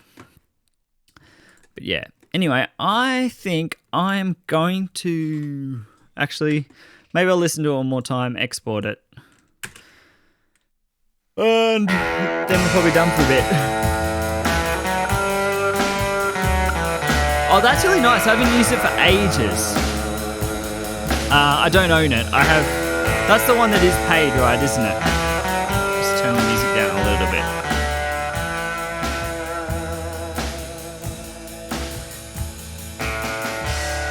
Like that's the fully featured one, yeah.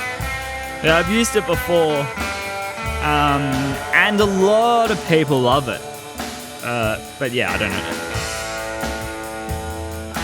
Probably don't need it. I probably need to figure out every other compressor that I do own, but it's definitely one to look at.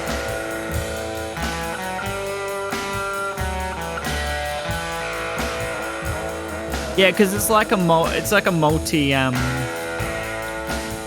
what do you call it?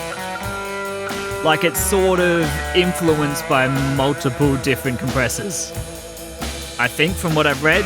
But like it's not a clone of anything, it's just influenced by like how different compression algorithms and different hardware compressors work and stuff. Oh, it's a trap. It's always a trap. Very easy to get inundated in the plugin world. On my YouTube channel, I don't know if you can see, Nightbot's meant to do, but you can see it in my About section, which is like my serious YouTube channel.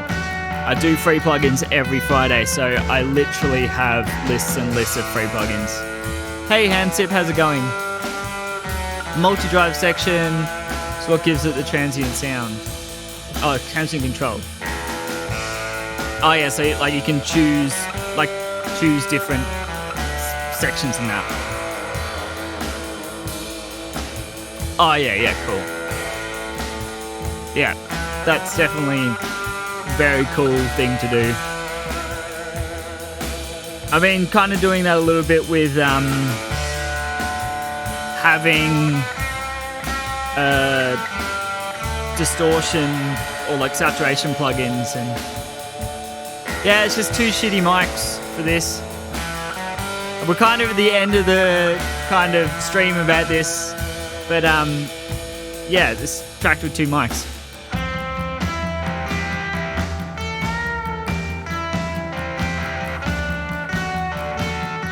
I think I got distracted then. I was saying something about distortion, but basically, yeah,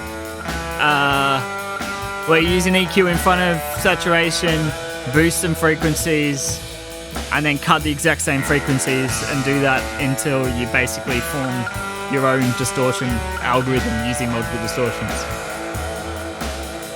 Yeah, definitely check out the YouTube channel and check out my Free Plugin Friday thing. It's basically what I've been doing all of lockdown every Friday. Some of the videos are just a bit kind of meh, but yeah, because nothing like free stuff to look at. Yeah, I don't have that many. But I do have all of the Slate stuff and nearly everything from Isotope.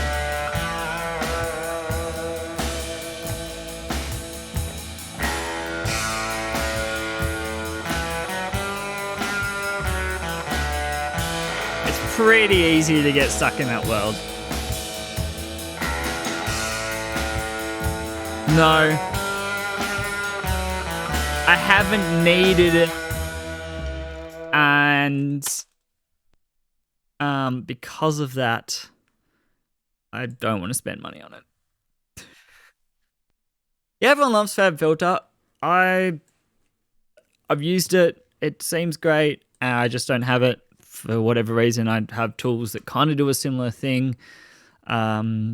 So haven't wanted to spend money on it. Like anything, just got to make those choices. So I'm going to just... it's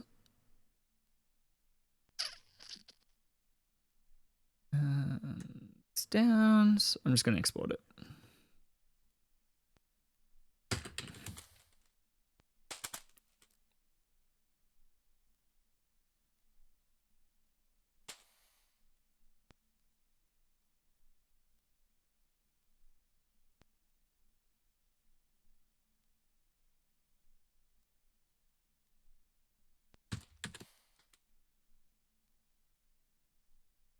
Yeah, I've tried a bit of the Black Rooster stuff. I'm always looking for a good LA2A and LA3A plugin. Because I just love the sound of them. I still would love a couple of hardware 1176s and LA2As and, you know, all that stuff. But at the moment, just doing YouTube videos, mixing a couple of songs and stuff, and being in lockdown. Definitely not going to spend all my money on hardware, but it is fun, and I'd love to do it. Okay, so I'm going to save a WAV file. Yeah, I actually like being in the box, but I also like things. They're nice to look at. A nice shiny piece of equipment with nice VU meters is always nice.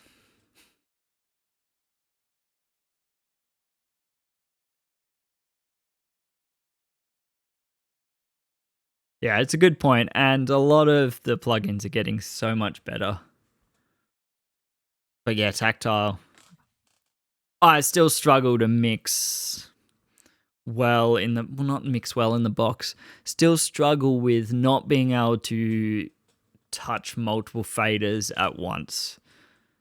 I've never really mixed it out of the box properly, but when I was at uni studying audio engineering like a few years ago, that was just so much quicker on an SSL. Like you have a full mix and just, each of your fingers you can use to change something at the same time.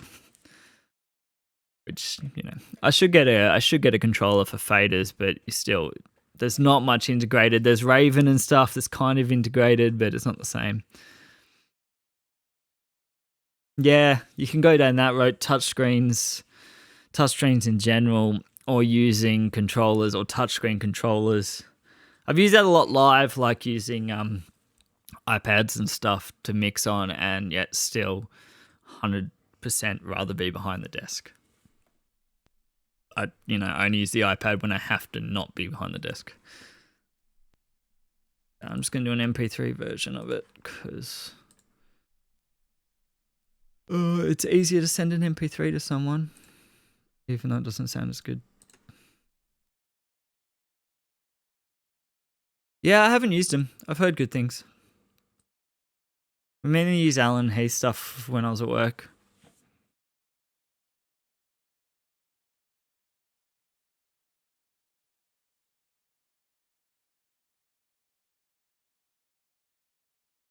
I miss there being things that need audio and lighting in Melbourne. That's about it.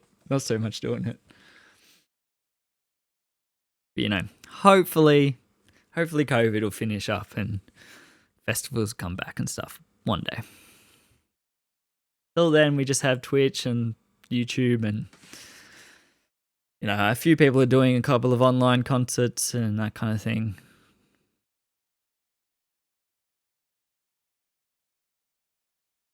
Stu here remembers what it was like to touch a desk.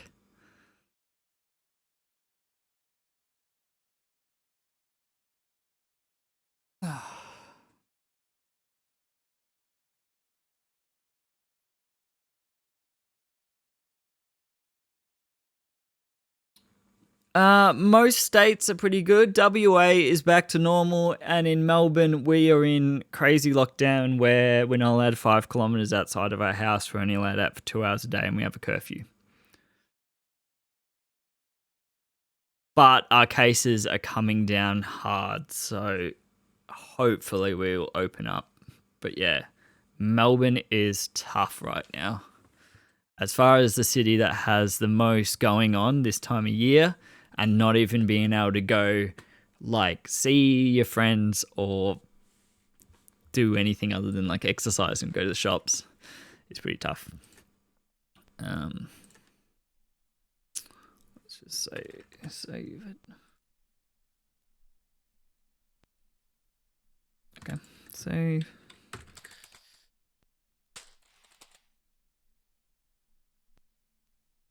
Yeah, I'm going to take a short break. Thanks for kind of watching. That was way quicker than I thought it'd be to get somewhere I want to get. And then I'm probably just going to relax and play Forza or something chill, just because, it's midnight here. Don't really want to get much into technical. Like I said, if you do want to check out more technical videos, like if you're like me, which a few of you seem to be really into that, I think it should be in the About section of Twitch. There's a link to my like production audio guitar YouTube, which is Jimmy James guitarist. But yeah, if you want to check that out, there's heaps of videos, and I'm always up for suggestions. Like I said, I do videos every Friday about free plugins. Some of them, I don't put enough effort into, but definitely it might be your cup of tea, might not. It's audio stuff. If you know like me, pretty much anything that's audio related is fun. So I'm just going to switch screens, put on some copyright free music, which is pretty hilarious that I'm playing copyright free music when I'm a musician, but you do what you need, and come back and play some Forza.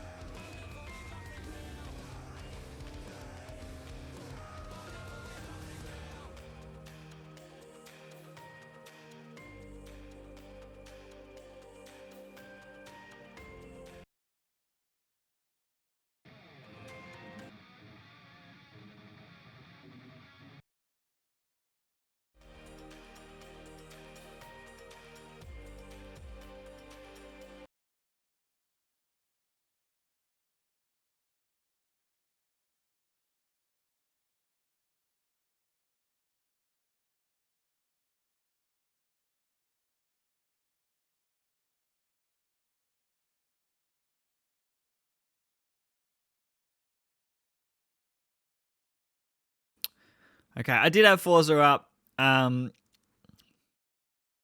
don't know if this is some weird Xbox thing, but there's like an issue where Forza decides, you know what I'm going to do is crash every time you use game capture. So you have to use display capture.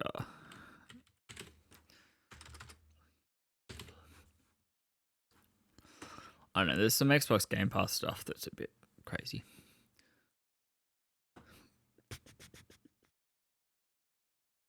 Forza.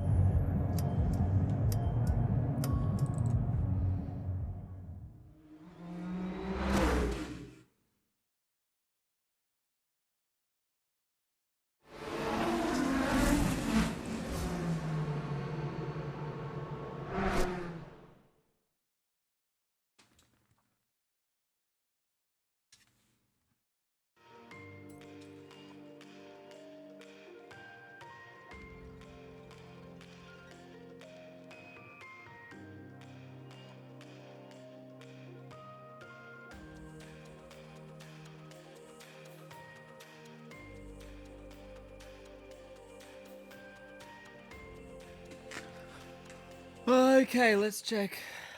Is it working? Is it all working? I'm covering this. Never sure where to put myself in Forza.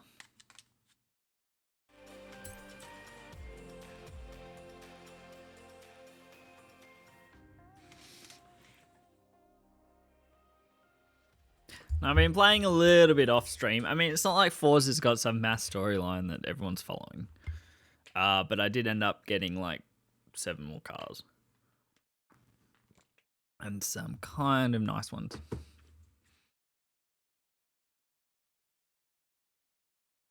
Oh, and it's winter.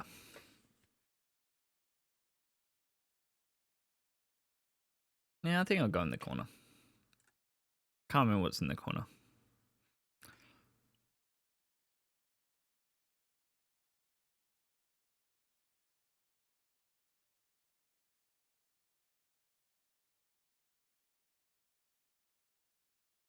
It keeps doing this. And I don't know if it's because I got new NVIDIA drivers that's doing it again. But like, it wants to optimize for my PC, but I just run everything on full. I don't know what it's optimizing. But it is a bit annoying when I just want to play. I do think I can turn it off and go into advanced settings maybe. Maybe I should just do that. Just turn everything on. I've got a 2070 Super. Forza can run fine. Okay. I need... Oh, well, I'll just go show off my cars. Let's go look at my cars. So this is my newest car, which is a Falcon GT, and I decided to make it even faster, even though it can't handle shit. But I wanted to keep it A-class, but I literally can't drive it. It's a boat. It's a boat that goes really, really fast. So I'm going to do some upgrades probably that'll put it in S1 class. Got a Bentley. Not exactly a fan of Bentleys, but, you know, got a Bentley. Cool. It's worth a lot of money. That's my BMW. Cadillac is nice.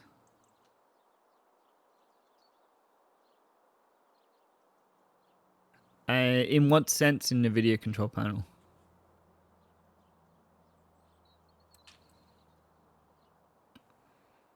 I mean, I'm always changing settings in the video control panel, but as far as what it's doing to the game, you mean? I just have it set on do what the game wants at the moment. Yeah, I mean, the game looks fine and stuff. It's just, for some reason, it keeps... Like, because Forza has, like, this optimized for your graphic settings to get the best out of it. And, yeah, my charger is tuned. Look at it. That's my main car. It's my favorite car. Yeah, I mainly... There's a few games where I've got super custom settings, like heavily modded Skyrim and stuff, where like NVIDIA control panel, but the rest of the time I just let the game do it. But yeah, Forza does it automatically, but it seems to want to redo it every time I get into the game instead of just leaving the settings as it was from the last one. I basically tuned it to get the top speed and the top acceleration up until whatever it is, 300, according to the adjustments. Yeah, that's my main car. My other main car is the Lamborghini. I got a Jeep. I got 2 Jags for some reason. And a Porsche. Porsche is pretty nice. We could do some upgrades to that. And my Subaru. Okay, yeah, interesting. We can take a look at the gear ratios in this. Let's have a look. If I go to get in car. Yeah, probably what I'm going to do is upgrade my WRX now, and because it's winter and I've got a lot of rallies to do. Where's tuning? Tuning.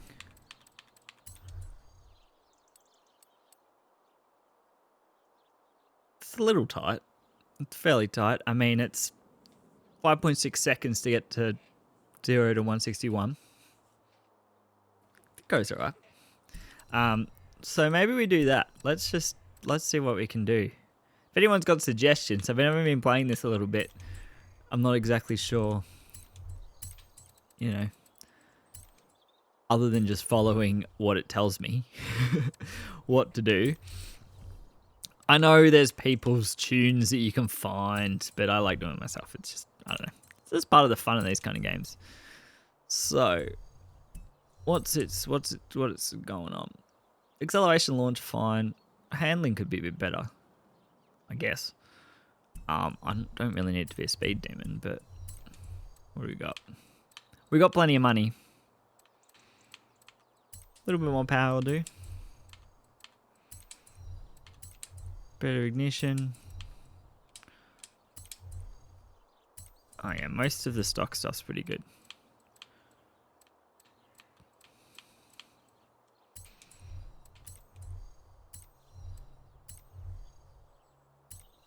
Yeah, I mainly want to collect muscle cars in this game because I love muscle cars, but they're also pretty much useless for most of the tracks, unless you're super pro.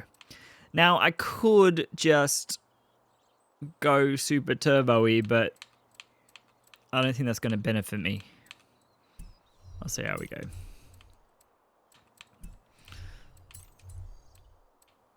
Assuming this is not meant to be a speed demon, it's meant to be a good off-road snowy demon.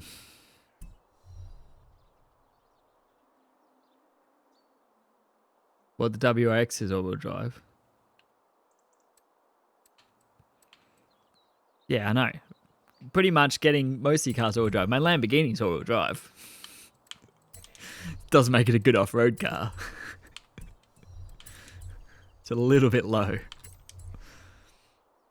That's already all done. That's already all done.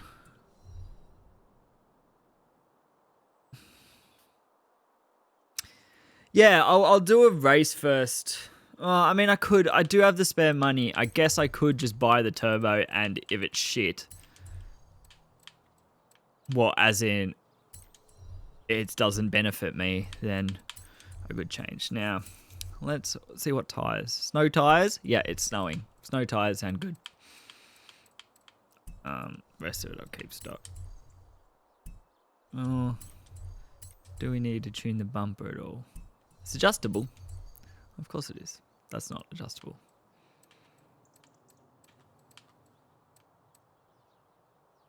Oh, a bit of downforce tuning. Why not? I don't think that does anything except looks better.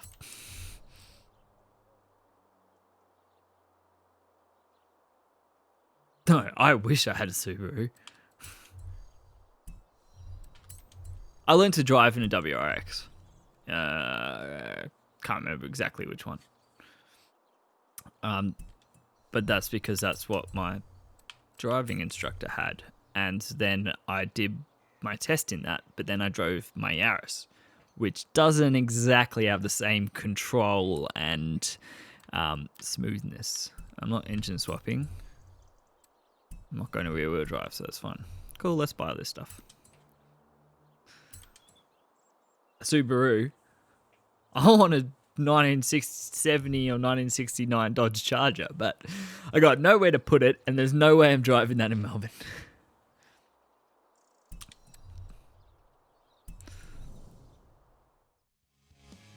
Yeah, Subarus are sick. Okay. World map.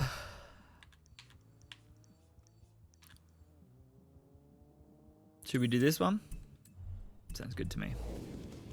Turn around when it is safe to do so.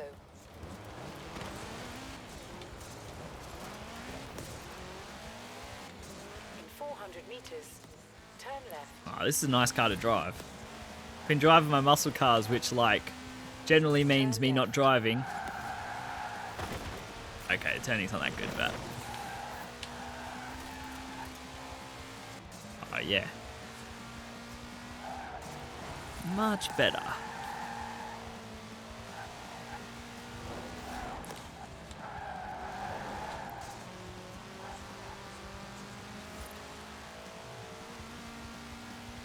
Oh, there's my social links thanks to the Nightbot. Was it Nightbot or one of the bots? 400 meters, turn right. I only programmed the bots like I haven't streamed since I set them all up, so I'm just gonna see what they do on stream.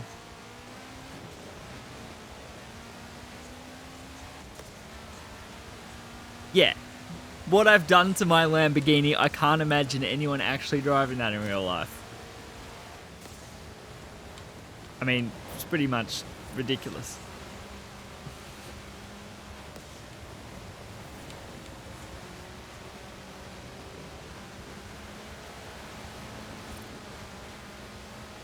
Oh, these tires are great. I pretty much almost min-maxed it. Yeah. You have arrived at your destination. I mean, the top speed isn't that high. It's just technically an all-wheel drive. I'm pretty sure I min-maxed it. I can't remember. I'll have a look.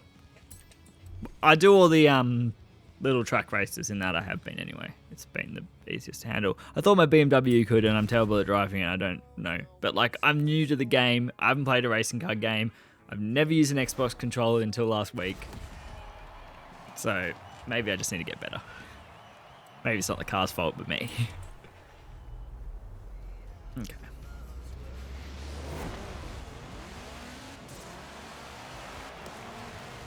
Also, find it funny how Forza always makes race cars out of your Xbox friends. You always come last, you.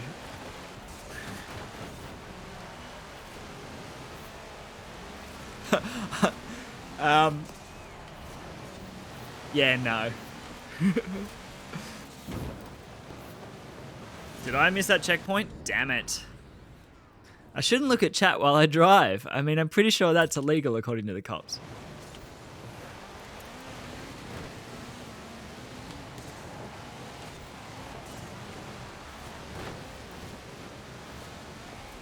Yeah, because it makes drivers out of your Xbox friends, and you are always the last one that comes last in the race. And my friend Alec often comes behind that. It's really odd. Thanks for the follow, Murdoch.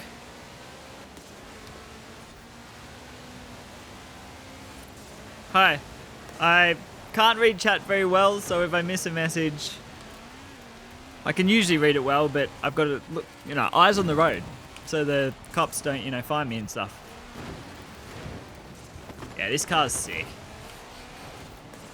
I'm not driving well at all, and I'm doing pretty well.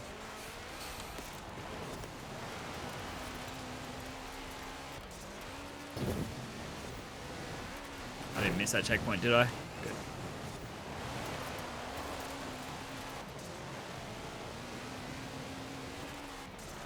Did you come last in every race, Stu? Because if so, then maybe it is you from when you played Forza.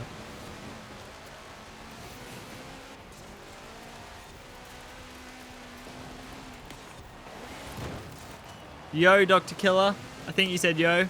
Or yoy. Or something.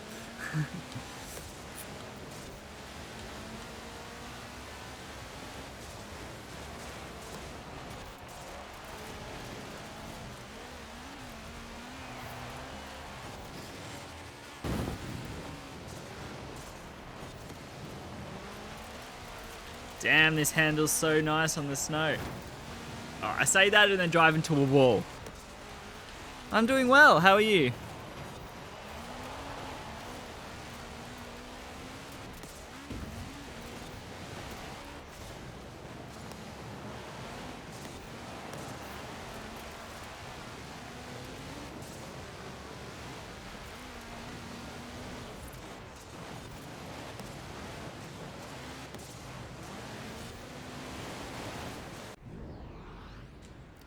Don't read chat. Don't read chat. Red chat.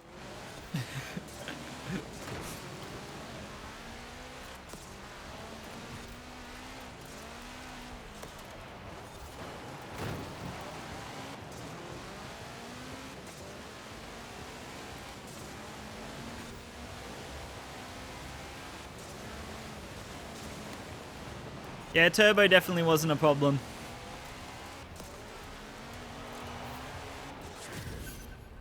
Damn, sounds good, man. What car is it?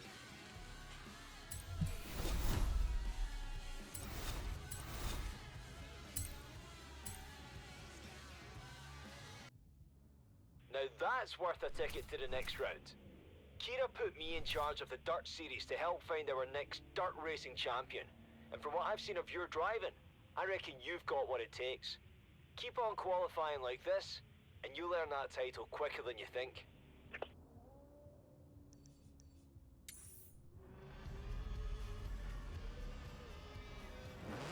In 200 meters, turn sharp right.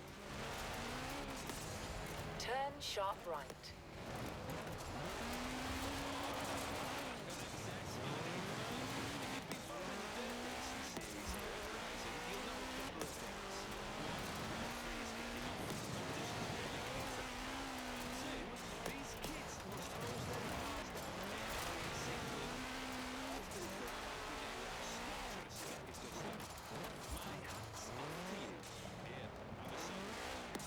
You have arrived at your destination.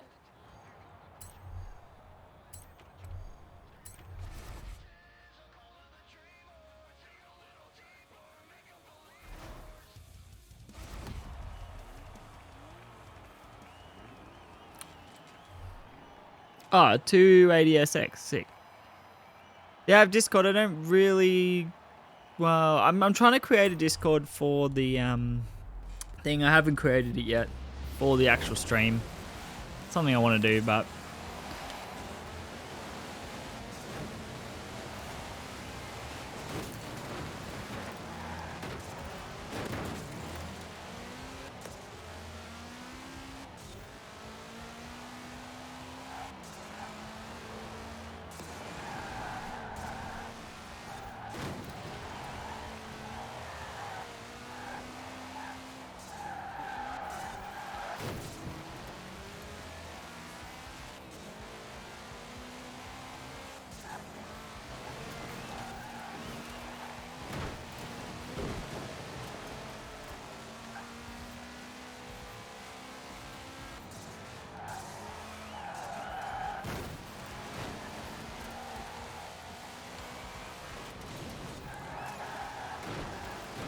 Damn it.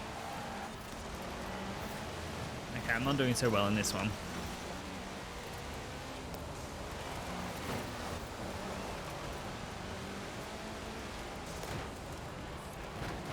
Get out of the way, dude.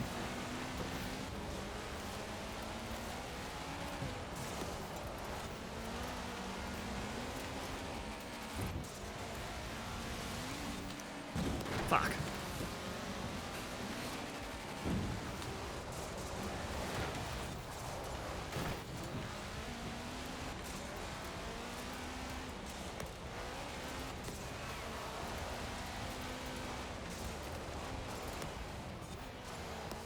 Damn it, that was a tight corner I didn't expect.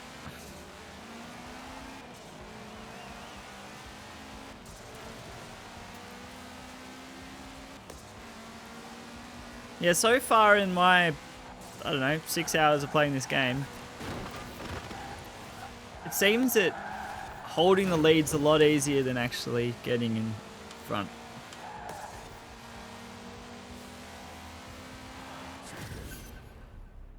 Because they're pretty conservative at driving, the AI. At least I'm playing on average. I tried above average. I came last every time. I sucked. But maybe I'll be better now.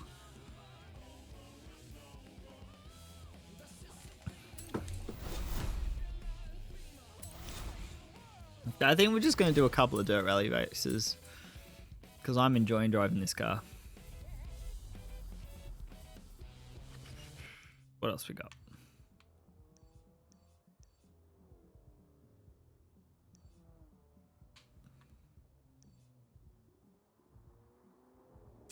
This one?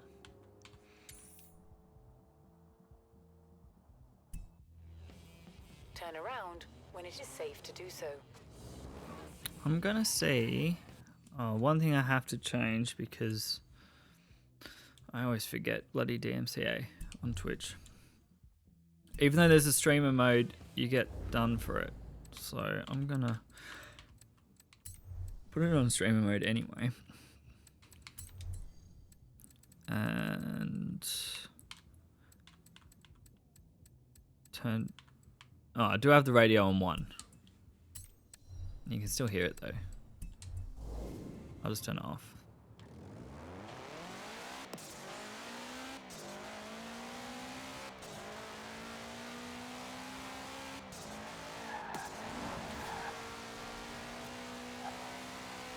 Okay, he didn't come last, but 8th isn't very good, Stu. In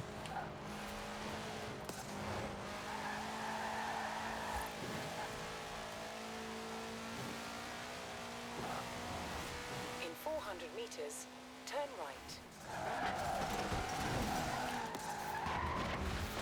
Don't go into the lake. Turn right. In 200 meters, you will arrive at your destination.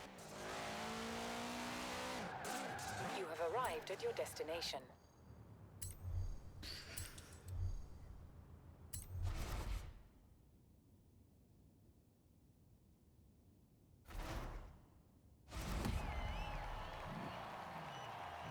Just clip it. Clip when you come second, you know, because everyone will want to watch the clip where AI Stu comes second.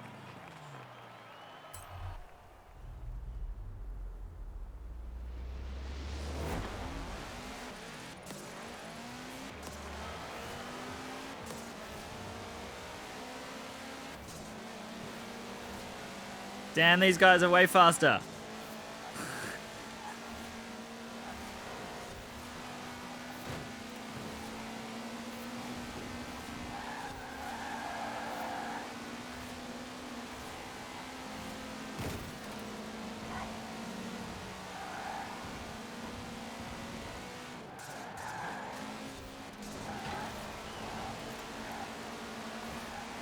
Just have to catch him with aggressive driving. If I don't crash.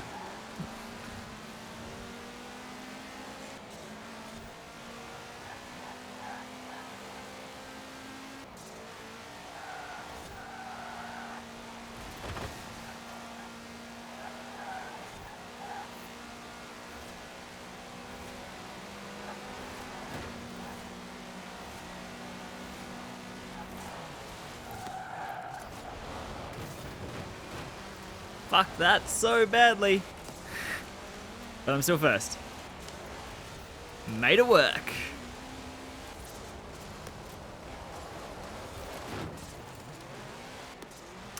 As you can tell, I don't have damage on because that would be insane.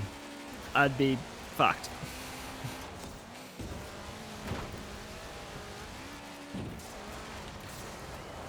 I don't want to play this for fun. It's not a serious game.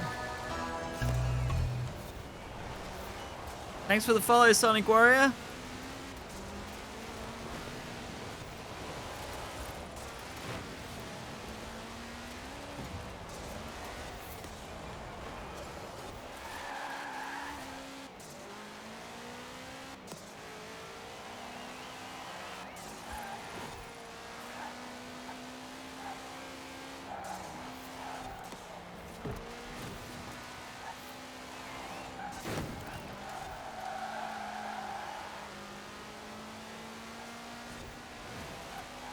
I'm poor.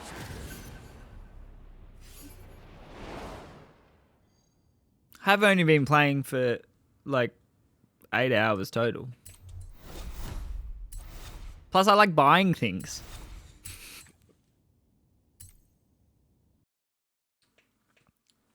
Look who's just secured their place into round 4 of the Dirt Racing Series. So, the new event program has been added to your schedule, and Yeah, judging bad by your excuses for being previous poor. performance, I'm looking forward to seeing what you make of these. Where am I? I want something close to me. That's close to me.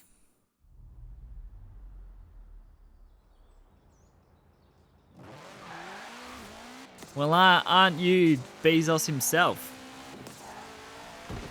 How is your medieval game? Should I get it, or is it too hard and hectic?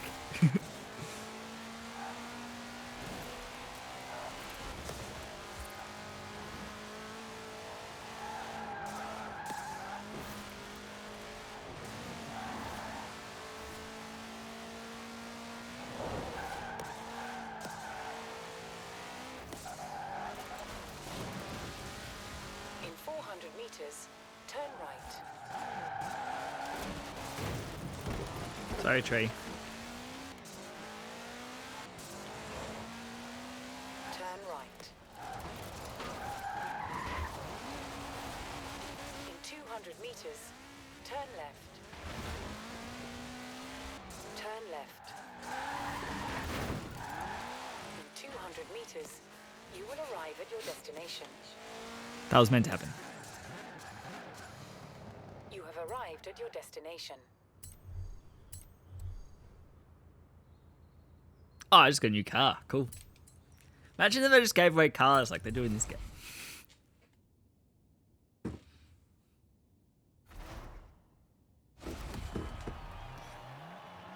I don't understand the physics of some of the trees in this game. Like, you can hit some at 300 kilometers an hour and it doesn't get dented. Oh, now I'm winning too easily. It told me last time I wasn't winning easy. Okay, fine. I'll put it to above average because the AI told me I was too good. Even though I got thrashed, like when I put in above average, whatever.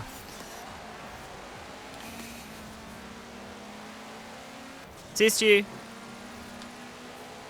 Yeah. Definitely keen.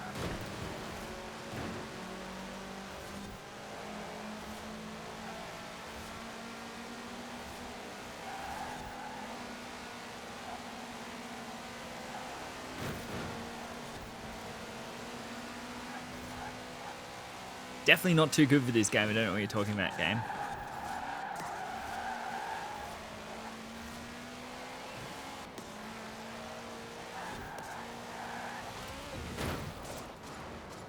Fuck.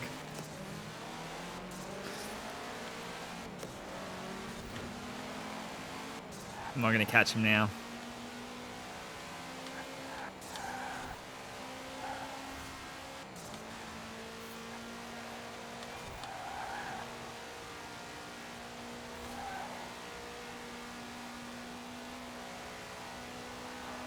Yeah, well, it's still only 20 bucks on Steam or something, isn't it?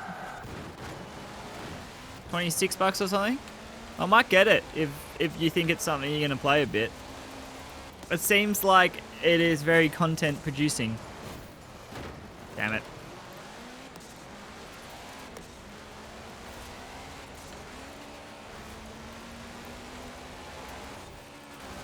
$21.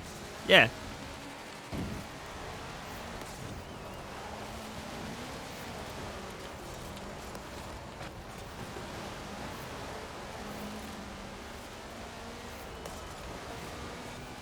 That's cheaper than I spend on a kebab in isolation, so yeah.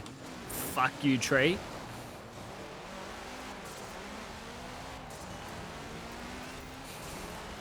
Got cocky.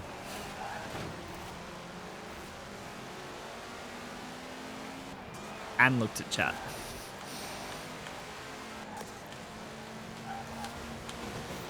Damn, I missed the checkpoint. No cheating for me. Okay, I'm gonna have to go back further.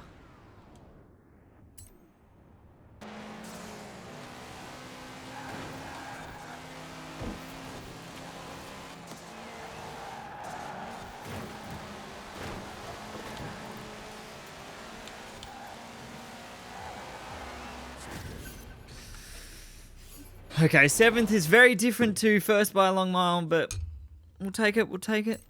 Take it in strides. I did drive into a tree.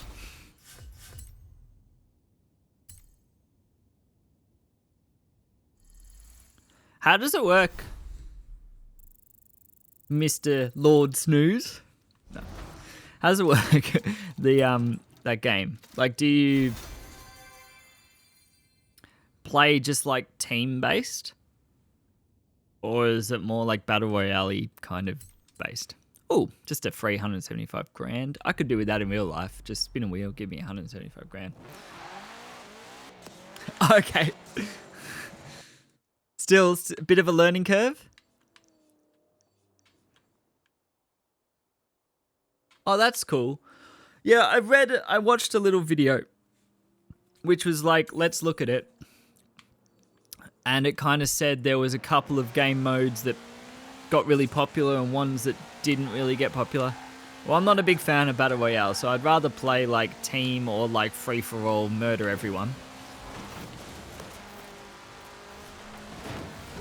Is it difficult in a complex way or difficult in a badly made way?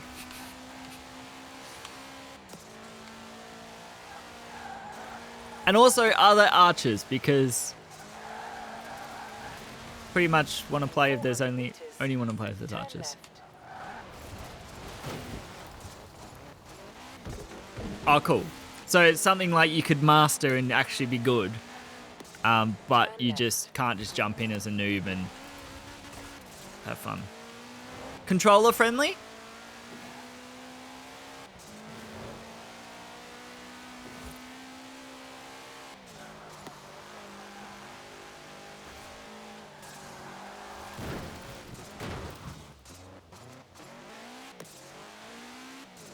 In 400 meters, turn sharp right.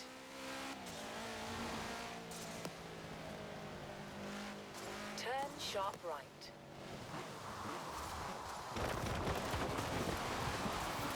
Yeah, but I like OP archers.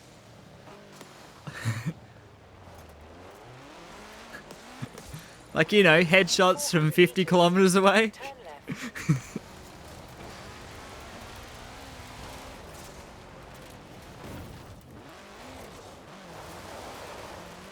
Okay. I probably need to get a decent mouse then. Turn left. My mouse is just being a bitch right now. I'll get that one you told me to get. You have arrived at your destination.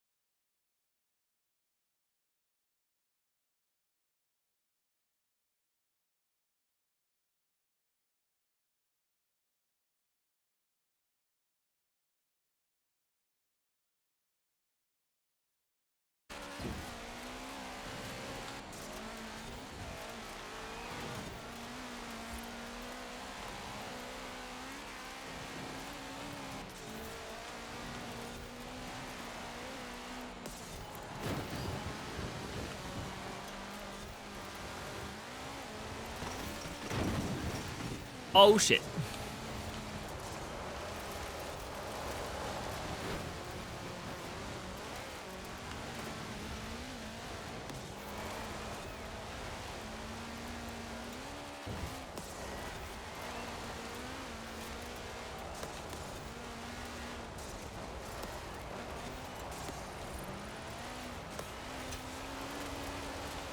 This track's fun. Damn it.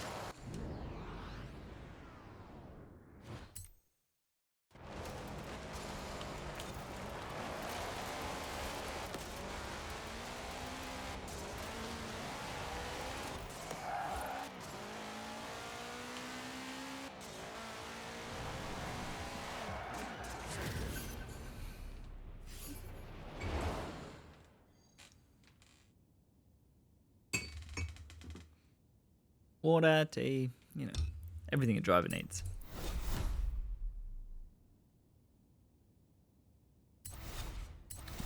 Okay. Now, what do I do? Ooh. Monster Alley.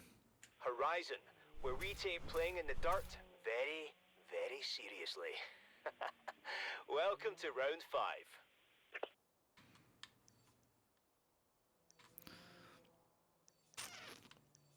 Do I want to keep doing these? Or we could do a cross country. That's close. Maybe do it cross country. A couple more dirt racing ones.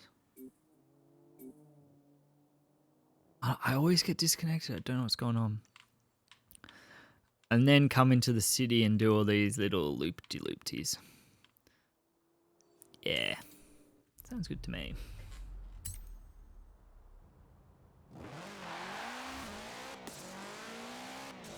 In 200 meters, turn left. Turn left.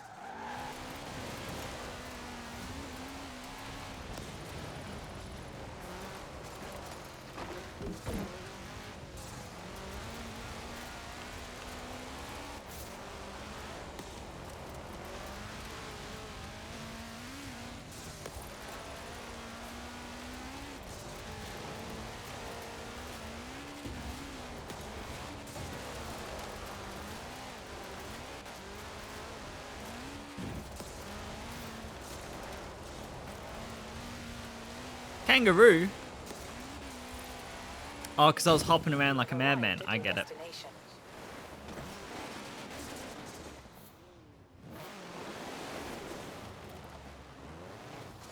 Oh. Okay. Streamlabs just welcomed me to the chat room. Thanks, Streamlabs. That's a bit odd. I'm already in the chat room for 2 hours and 47 minutes, being my own chat room. Look who it is. Yep. If it isn't one of the most famous drivers at Horizon trying themselves out for round 1 of my cross-country series. Let's get you some new wheels. It'll be my pleasure. Oh, they're giving me a forward drive. Cool. Okay.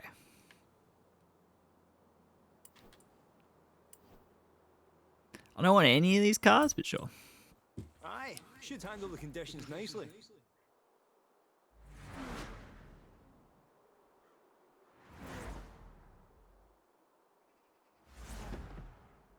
Soccer mum car. Let's go.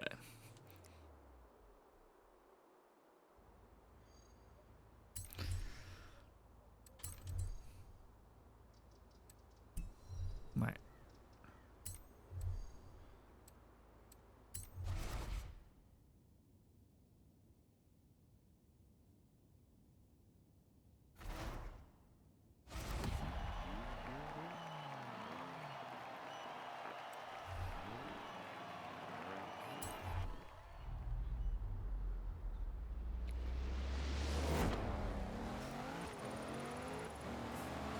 Well, this is a bit different.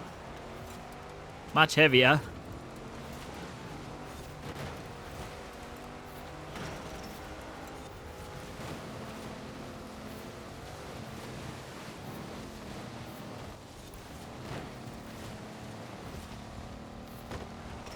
Whee! Sick.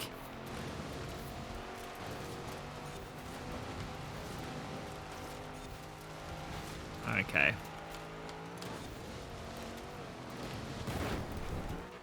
That was the worst way to take a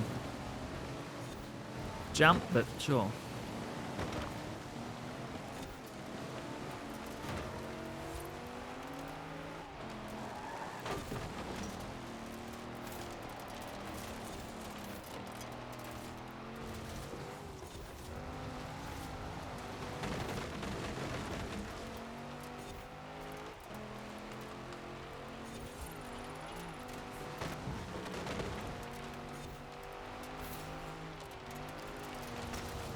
Apologies for the bots being really weird in their timing. Ah, why'd I look at the distracting bot? Anyway. That bot shouldn't actually be doing what it's doing. But it is, so. I'll fix that later.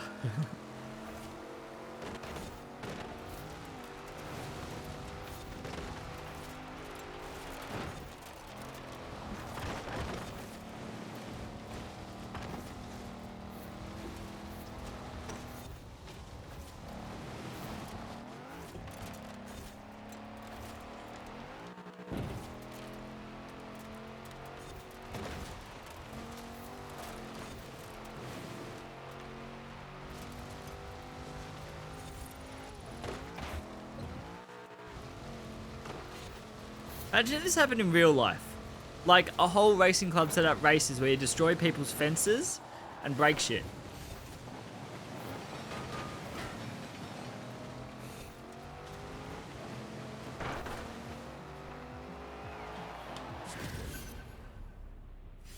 I don't think the government and local councils would kind of support it. Just putting that there. Cool. Nothing like a nice high-speed drive in the country, eh? Why are you wearing a Hey, Santa driving suit? pal.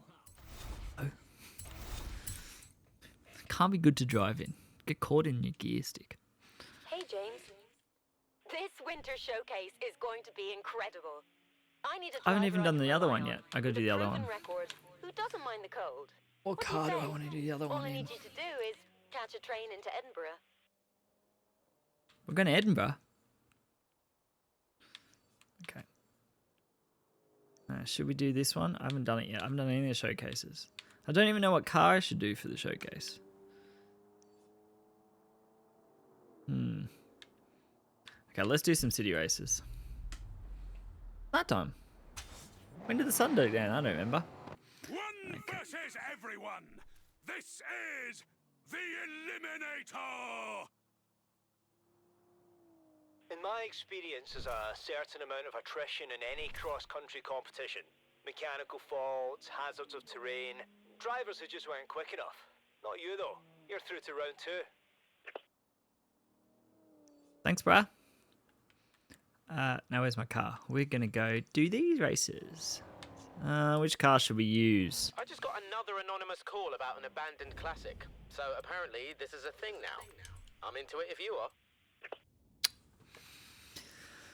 We can do the Bentley. My M4. Which isn't really an S2, it is, but yeah. Doesn't drive that well. Or we can do the Lamborghini.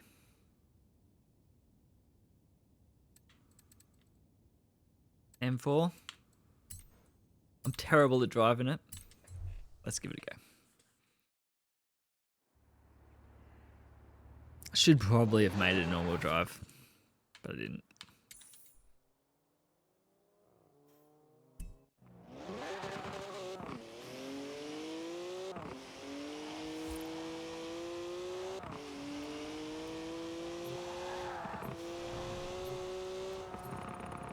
Did I even put it on the map where I want to go?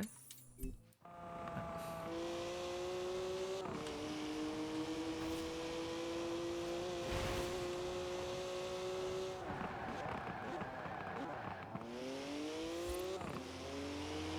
400 meters, No, I'll go. turn sharp I right. don't know which event to do. Let's do this one. 200 meters, turn sharp right.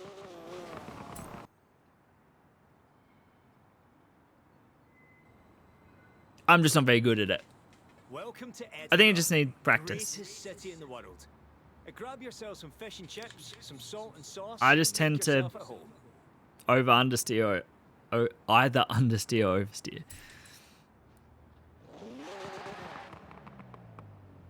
Oh, that's not where I wanted to go. I wanted to go this race. That's the one.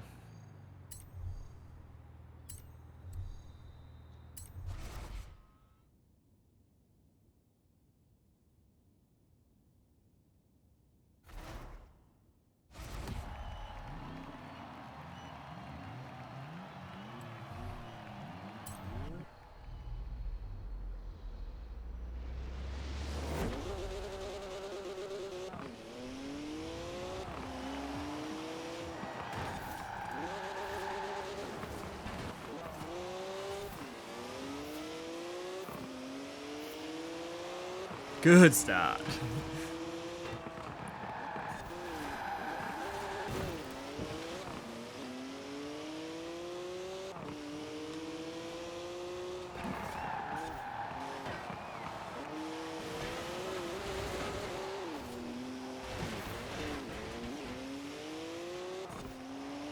See, I'm pretty bad at this car for some reason. Could be, it was the first car upgraded and I've probably just done it stupidly. What was that? I shouldn't rewind. That's cheating.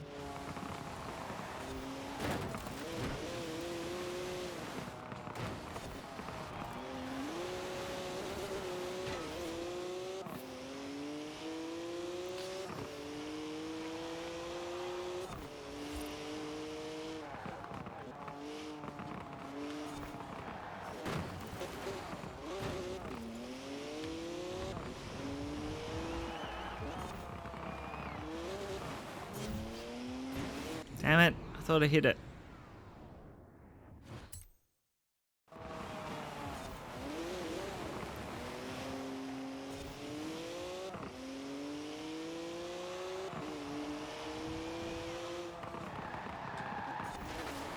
Maybe it needs different tires.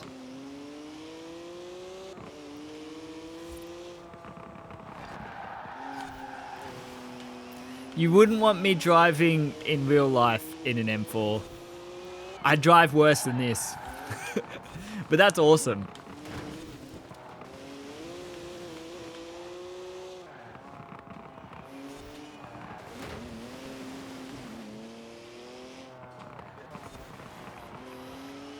I've always been a fan of BMWs. Not sure why. My parents did have, not a very nice one, but a BMW when I was a kid. So that could be it.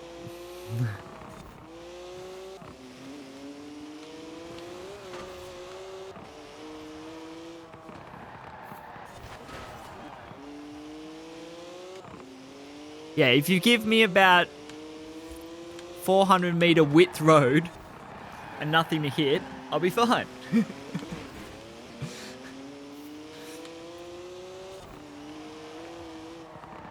Yeah, I think we're going to have a look at maybe just the tires. Maybe it's the tires. I'm not very all over the physics of Forza Horizon.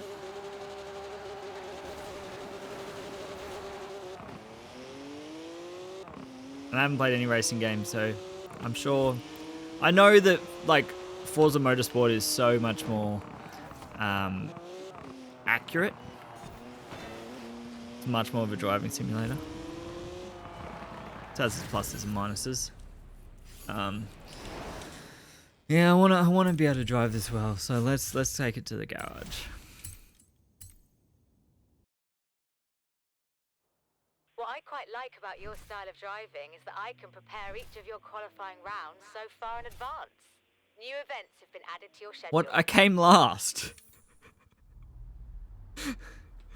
Oh, they love to make you feel good about yourself in this game.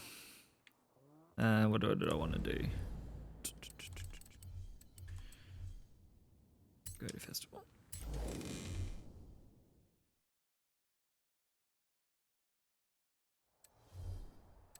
Okay.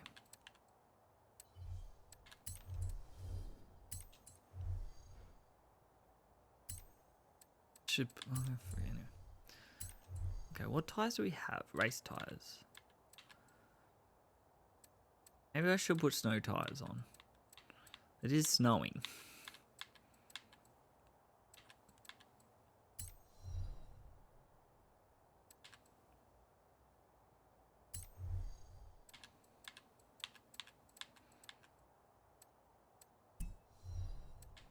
Keep the width. Okay.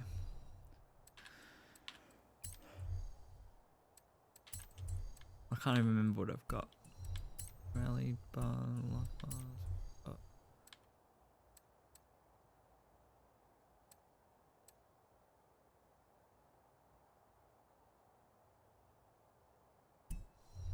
want to make it heavier.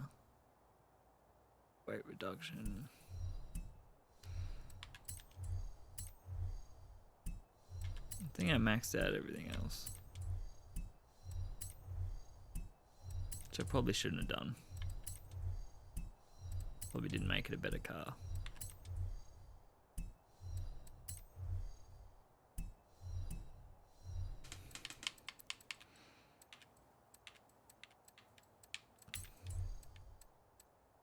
What am I going to? Drivetrain. Race transmission. And race differential. Although, I'm probably not going to tune it now, but it lost 3 kilos and went down in class. But it might be better. Cool. I'm going to get some water because I'm dying of thirst. And then we're going to do those races. And if I can't win them in this, I'll do the Lamborghini.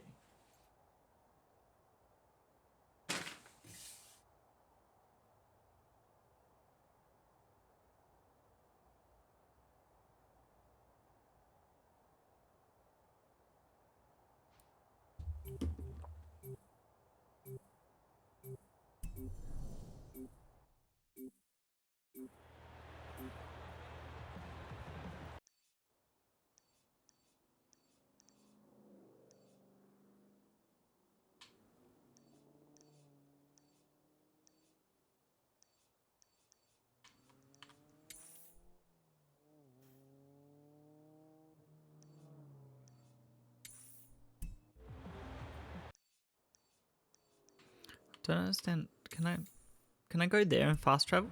Turn around when it is safe to do so. I haven't fast traveled yet. I don't understand it.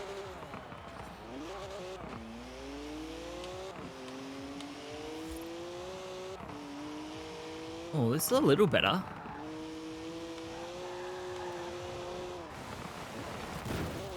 Okay.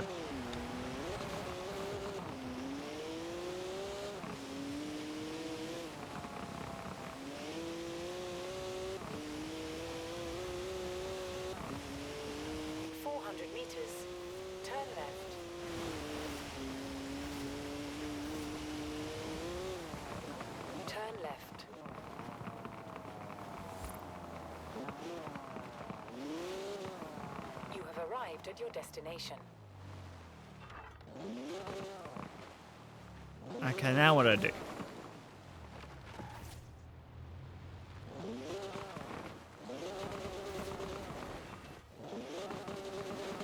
I don't understand.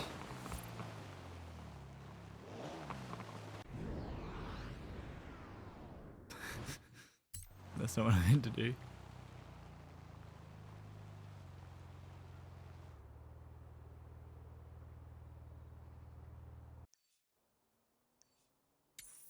Well, that's what I do. Yeah, like I arrived and now what I do?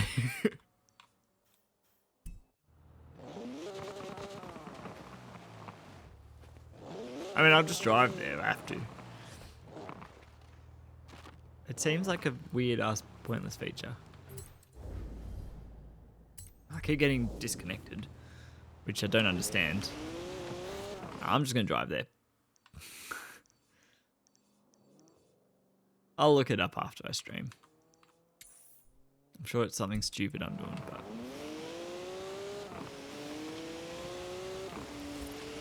it's still sliding a lot on this snow.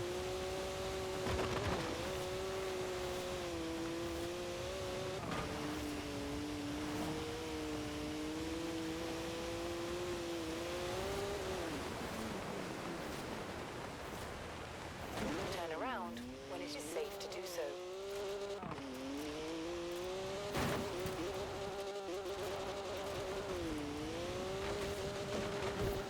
I mean, it's not an all-wheel drive because it's going to slide up. 400 meters. Turn left. Yeah, I know.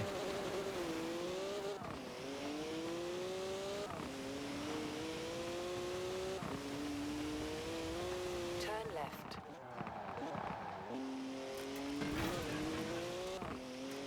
I mean, it's fun accelerating in this thing, I have to say.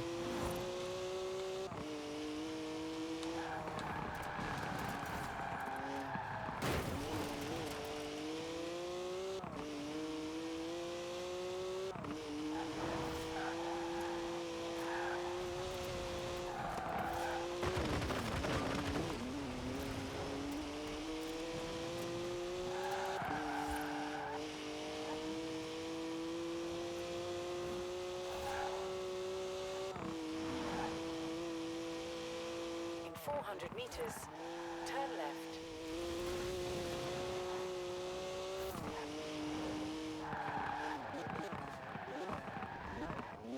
Turn left.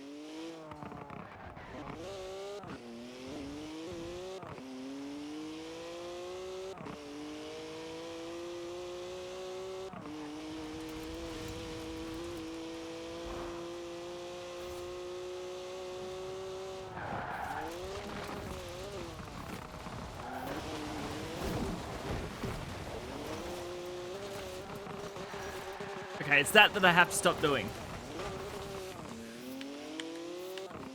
Unless I do a 360, I mean, it looks sick.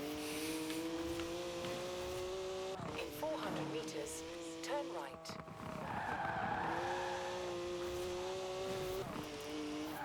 Turn right. Oh, I am hiding something. I didn't think about that.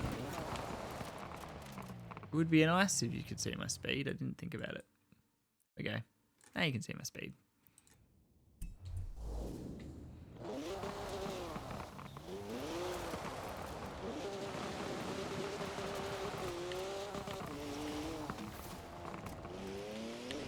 In 200 meters, Jesus! turn left. That car went right through me. Turn left.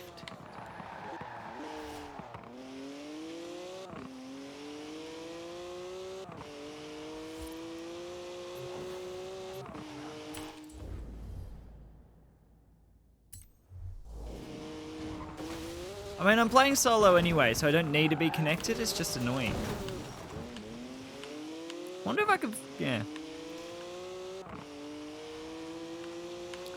I'm going to be playing something with Stu Demo, who was in the chat earlier.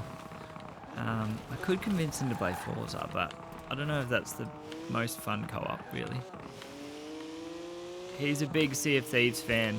He's been playing Sea of Thieves like nearly every day for like 2 years. I've never played it. So that might be a go.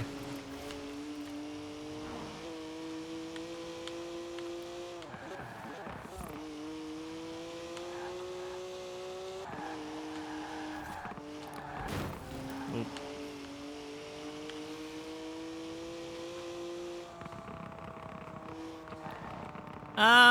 Lots of things that I just feel like playing randomly. A few of my friends have been playing Dead by Daylight. I wanted them to play tonight, but we haven't. What else have we been playing? Shadow of Mordor.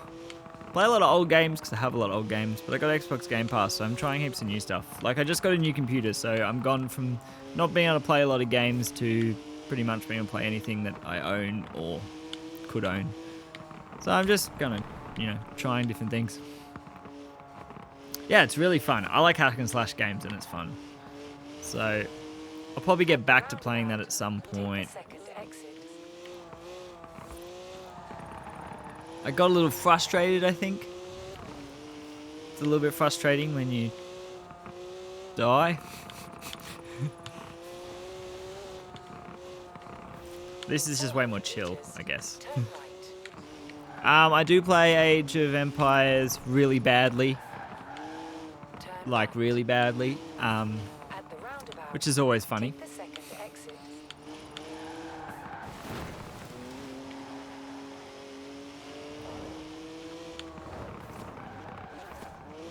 In 400 meters, turn left.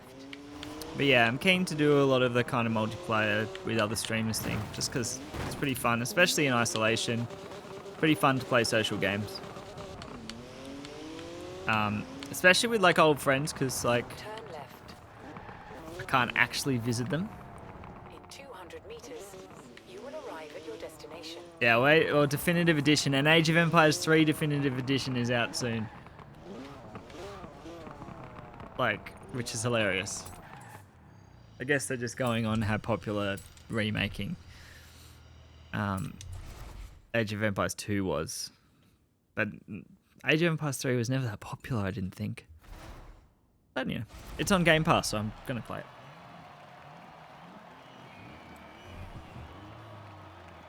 Okay, we're going to try this. If we come last, I'll redo it, and we'll try the Lamborghini.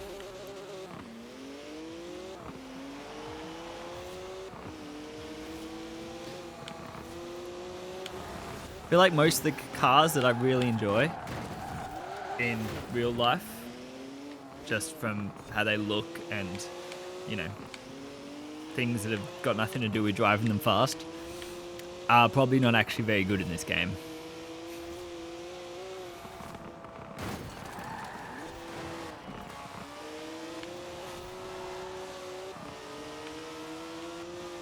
Not doing too bad because this is actually a pretty fast car.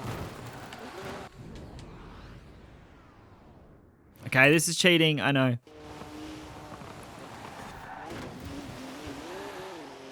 And I also said I'm not doing too bad and then ran into a wall. So maybe I shouldn't talk about how I'm doing before I finish the race. Wow, this dude's fast.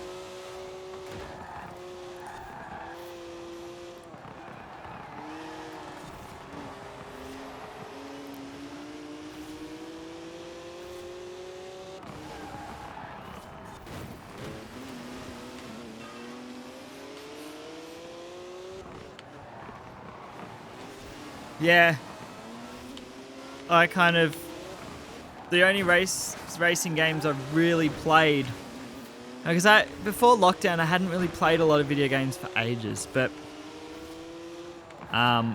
with Gran Turismo 3, a little bit of 4, and then like the Midnight Club series, like complete opposite games. So I find Forza a little bit weird, like Horizon, because it's like somewhere in between. It's a little bit like street racing games, but not quite, and it's not anywhere near as serious and kind of racy as Gran Turismo is. I kind of want a PS5 so I can just play Gran Turismo. And Spider-Man. Ah, damn it.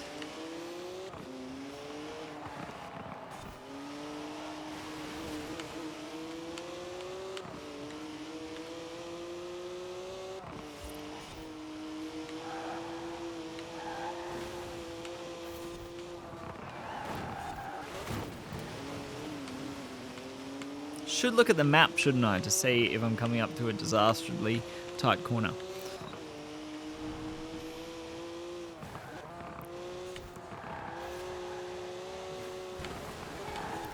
Yeah, I'm getting a little bit better at driving this car, though.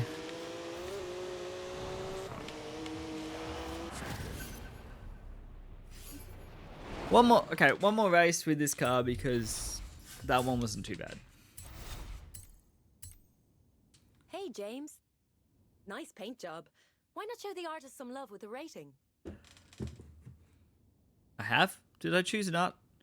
Oh, I think I did. I clicked on someone's design and then I painted it blue instead of their design. But sure. I think that's what happened. But, you know, all the love to the people creating cool designs. This one? This one's kind of a circle. Circles are kind of cool. In 100 meters, turn right. What time is it? In 100 meters, Oh, it's not as late as I thought it'd be. turn left. It's alright.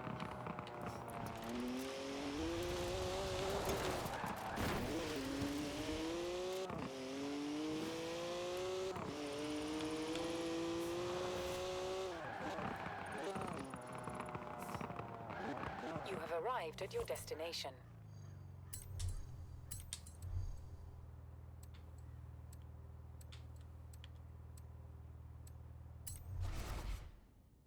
I don't really like Bentleys at all. But it's the most expensive car I've got, I think. Most expensive car I've got, possibly. It's the whole spin the wheel thing. Like I was like, oh, I've got all these wheel spins. And then I got like all cars, which was cool because who wants a different sounding horn?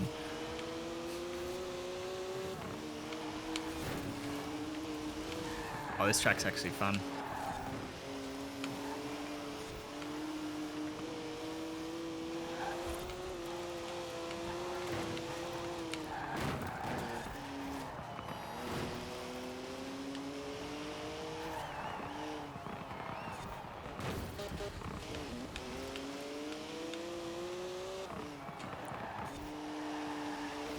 Ah.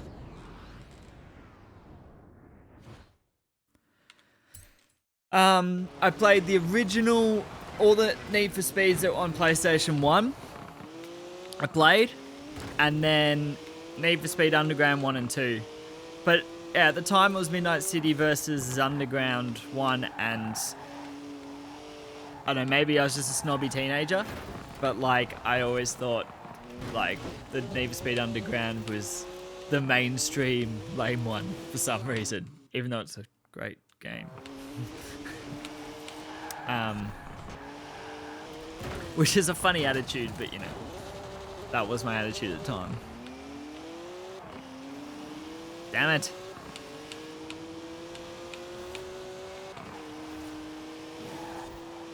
I'm getting a bit too aggressive on the controller and pressing stupid buttons.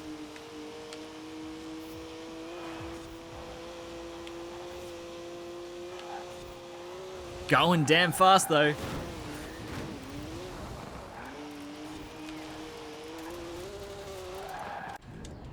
Too damn fast.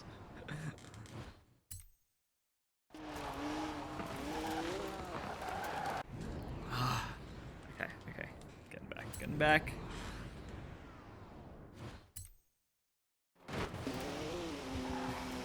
I do find the rewind and the checkpoint thing. I totally understand the checkpoint thing because you know, can cheat otherwise. And I mean, it's still meant to be a proper race. That's what I really liked about Midnight Club. It's like the checkpoints are really far apart. So you could go like a completely different way and there was so much traffic. It was just really fun. But I mean, it's a completely different game being a street racing game. But I don't think... I haven't really tried any of the newer street racing games, but... I mean, they're kind of not anywhere near as fashionable anymore. Because they were never very realistic.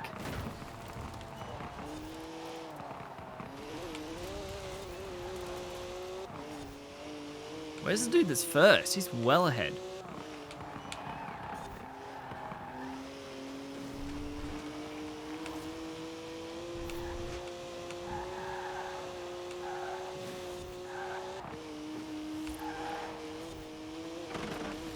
Whoops.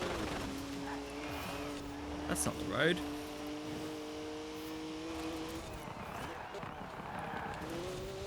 Missed it.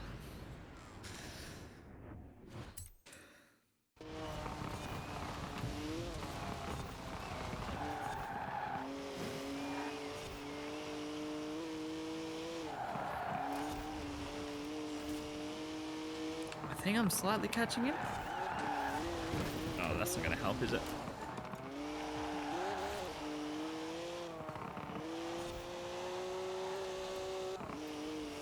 Second's pretty good. I'm pretty happy with second. I was pretty happy with second. I gotta stop talking. I just jinxed myself. Okay, I gotta go further back than that.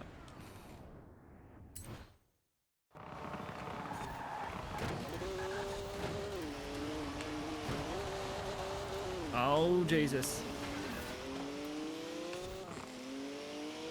I wanna podium finish.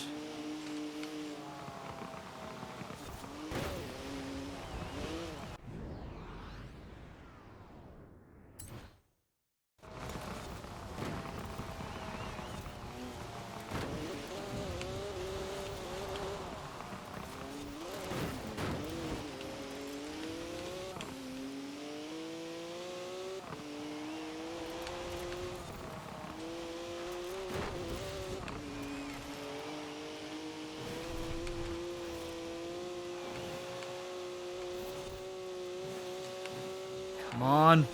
This is the bit where I shine. The straight bit. Damn it. I got my greatest speed though.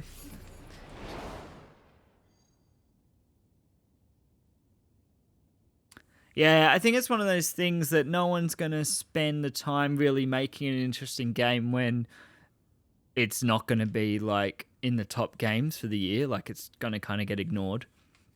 I feel like there's always a time period where certain genres of games are really good because that's when marketing wise and like fan wise they can get really big. So developers are going to actually, and publishers are going to put the money in to make those games good. Though these days I think a lot of people just play, like people are really into gaming now. It's like so much more mainstream. So I think you do get a lot more shoes. Yeah, you'll look sharp in those. That's You lame. can head home to change if you like, or just do it here at the festival site.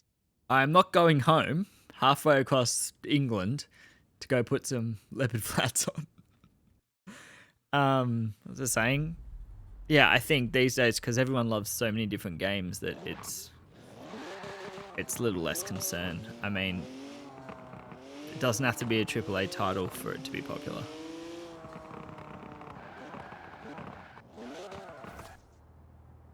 Okay. I just want to do a couple in the Lamborghini. So, let's change cars.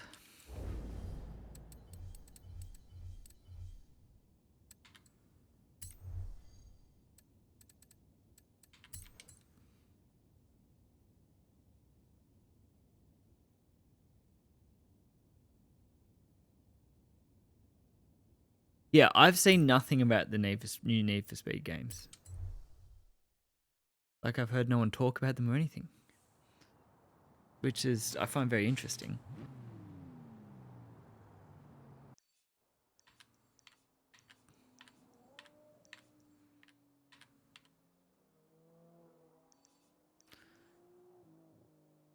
Okay, I don't have $50 million. That's pretty much an accurate price for a castle, I guess, in Edinburgh, isn't it, these days? Yeah. I think the last one I played was Underground 2. I might have played Rivals like once. But the first two Need for Speeds, like, they were so fun. Just, I mean, even if it was just driving in a straight line trying to drive away from cops for an hour, it was fun. Let's go here. Oh.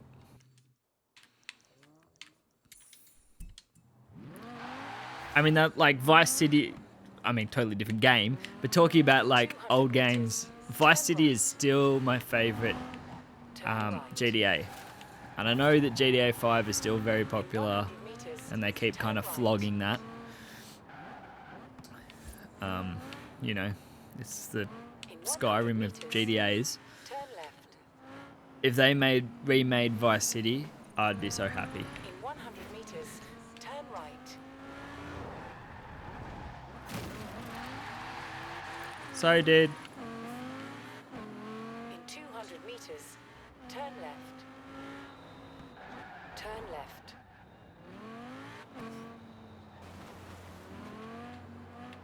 In 400 meters, turn sharp right.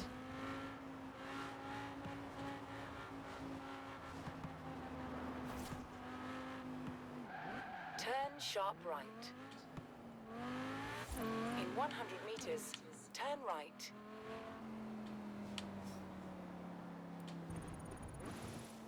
You have arrived at your destination.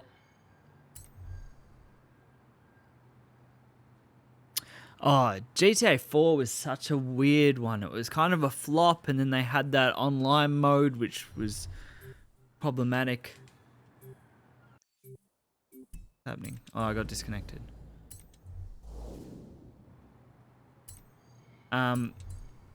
Yeah, it was kind of a flop, and then the online mode was weird, and then GTA 5 seemed to go mainstream really, huge. Yeah, my brother's favorite was San Andreas. I had a PS2, when did I get it? In 2002. So, for me, like, I played GTA 1 and 2 and 3. And then Vice City came out while I was like played the most video games of my life until like now. So yeah, I have such a personal attachment to Vice City, I think.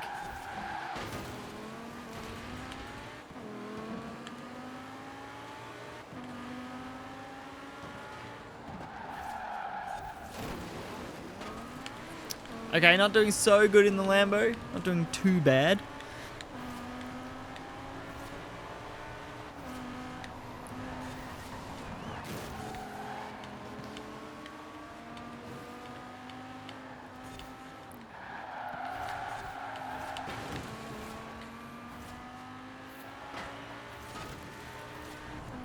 I probably could put snow tires on it. I didn't think about it.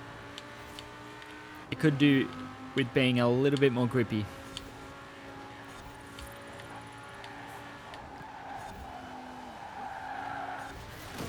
Yeah, it could do. Could do. It's getting a bit late. The car could do with having some more grippy tires.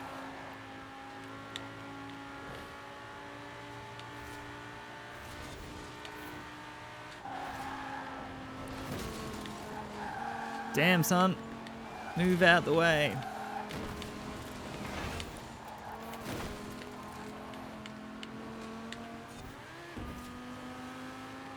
Wow. He's a challenge for me speed-wise.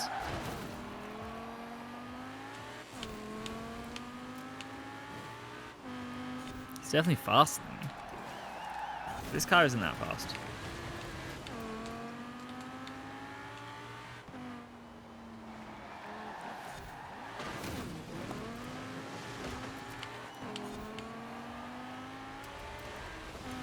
Well, I mean, in relative terms of the world, this car is very fast, but compared to some of the other cars in the game, it's not that fast.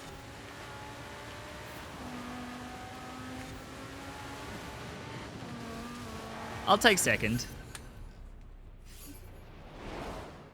I wonder if we should buy a car. Do we want to buy a car? I think I've got enough credits to buy something. 464,000. That should buy a car, shouldn't it?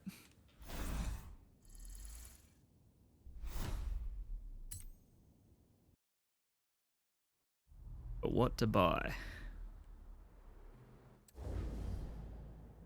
I need to go to the toilet and come back. If anyone has suggestions for cars, I don't know. Houses are so like benign in this game.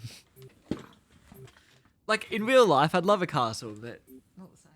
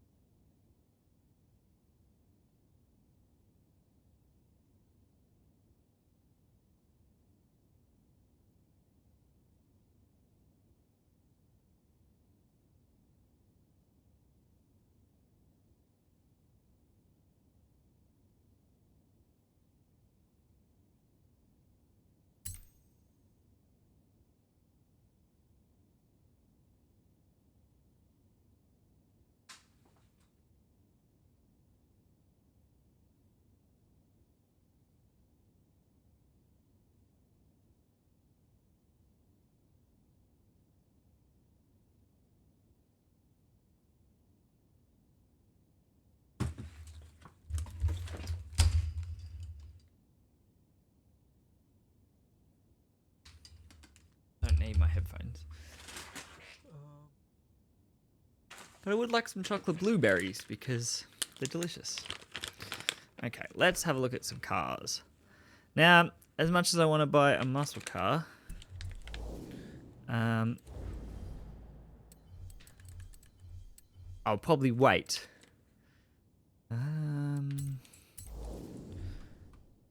Till it's not winter.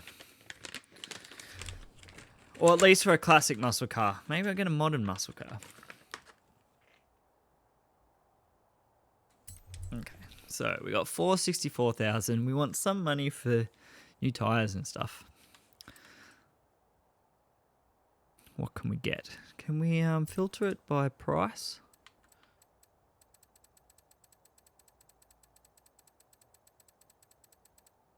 No. Okay.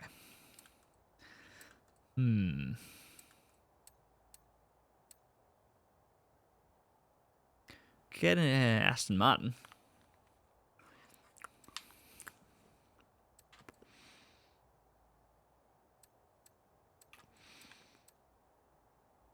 Something with a V12.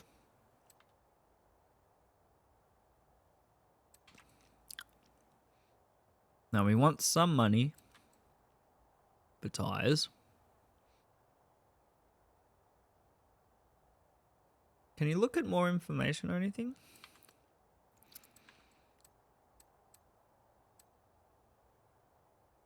No.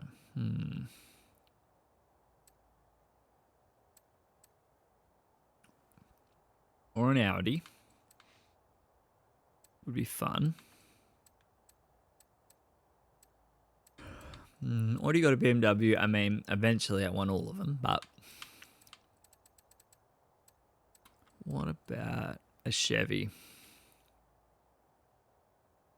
Not an old Chevy, because no old muscle cars for me, but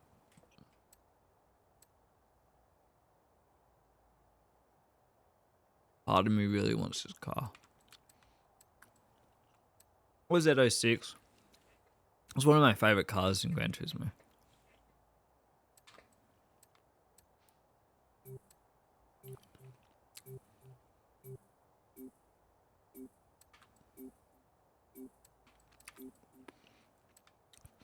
Some of the cars in this are weird. Like if you go to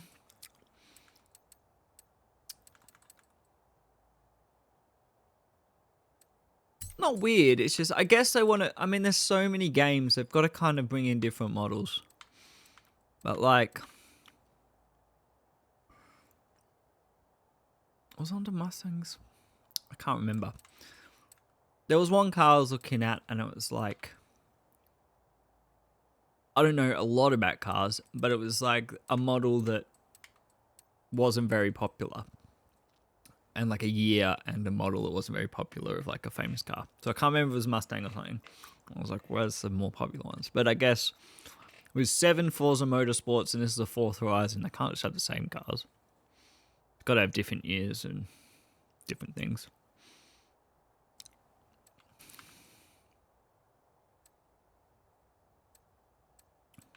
Which one? The Z06 or the R1?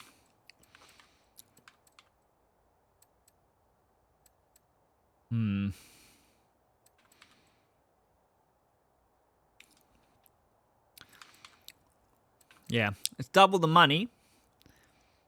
It's a little bit cooler. Purchase options. Is it not included in the game? Oh. It's not included in the game. So it's Z06. I'm not buying expansions. Oh, I might actually get the actual expansion, but all the car ones, I don't know. I'm not really into a lot of that that kind of DLC, like skins and stuff, and more things. Because, like, for example, this is on Game Pass, so I'm not paying anything for this game, which maybe I should, you know, pay money, but I'd rather spend that money on like Mortal Kombat X, which I very much enjoy, is $6. I'm not paying like $20 for some cars when I can buy an entire game like Mortal Kombat for $6. Be different if I was like, you know, full time, making lots of money. Then I guess you don't even think about it. Your accountant thinks about it. I don't want to make any of someone else's cars. Let's have a look at some manufacturer colors. I usually don't like yellow cars, but there's something about a Z06 being yellow that just makes sense to me. Until lockdown, I was basically an audio and video tech doing corporate stuff.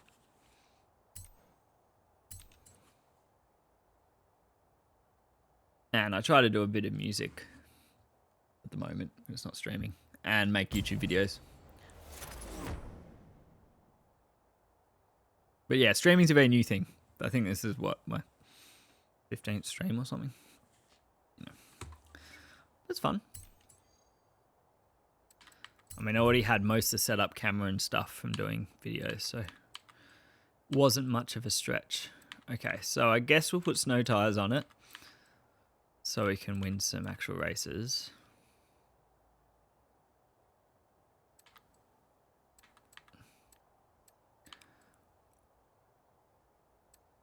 I don't understand how they work in the sense of how the game says it, because it doesn't really, like stats wise and grip wise, they would be worse than other tires, but it makes sense that it's snowing in the snow. I want snow tires. And they're not that expensive, so did I actually pick them? Yeah, they're only 10 grand, so it's fine.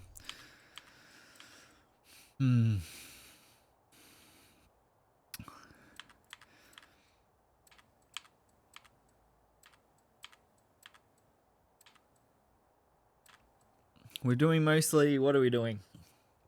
Most of the shitty city tracks with tight corners. I'm gonna go for the drift springs. Nah. Well, no. Where I had lived for like 10 years in country Victoria, so an hour and a half out of Melbourne. It snowed about, it could snow, sometimes it snowed like 4 or 5 times a year, and sometimes it would settle. So that's the closest. Like, it was often -2 degrees. Like, it's often could snow, but it just didn't snow. But Melbourne rarely gets below 3 degrees Celsius, and I don't want to change the width. Whoops, I didn't mean to do that, but I'll go back in. But yeah, it doesn't really get close to what could be snow. So, and of course, being Australia, I've never seen snow in Christmas. Not the Northern Europe, Canada style, like -25 winter, no. But Melbourne's just miserable in winter. It's just like 4 to 8 degrees, cloudy and rainy. Okay, what am I doing? How do I get out of wheel customization? Oh, I've just gone into the wrong thing. That's what I've done. Okay, cool. Custom upgrade.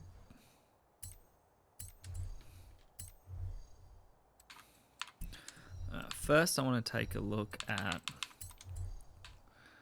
So all I can do is a drivetrain swap, and I'm not going to, because I want to drive it as is.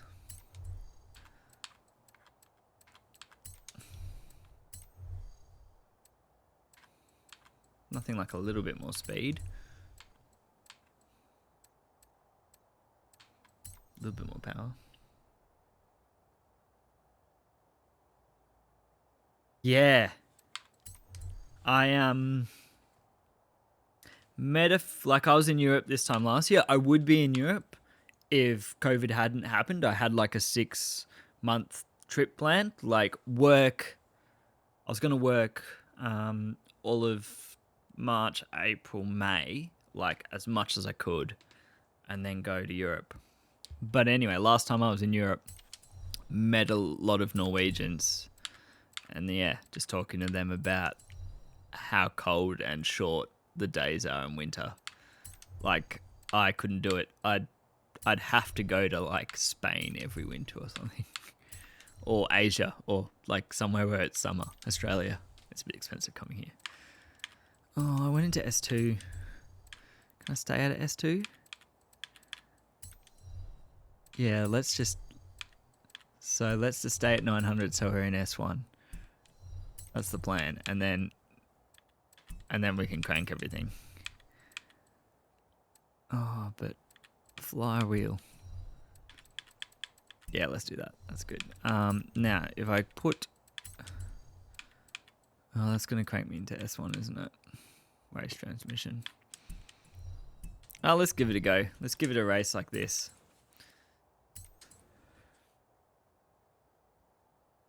But I've never been to Norway. I'd love to go.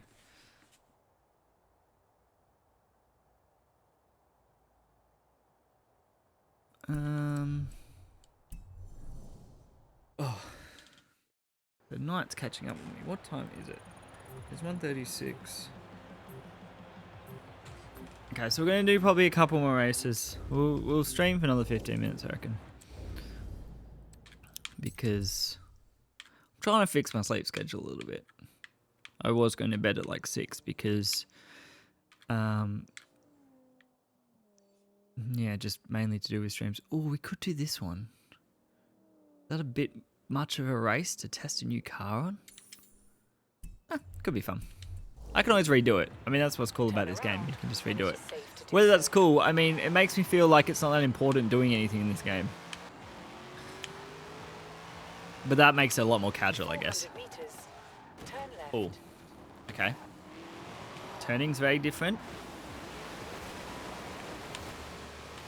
But it's gutsy. Turn left.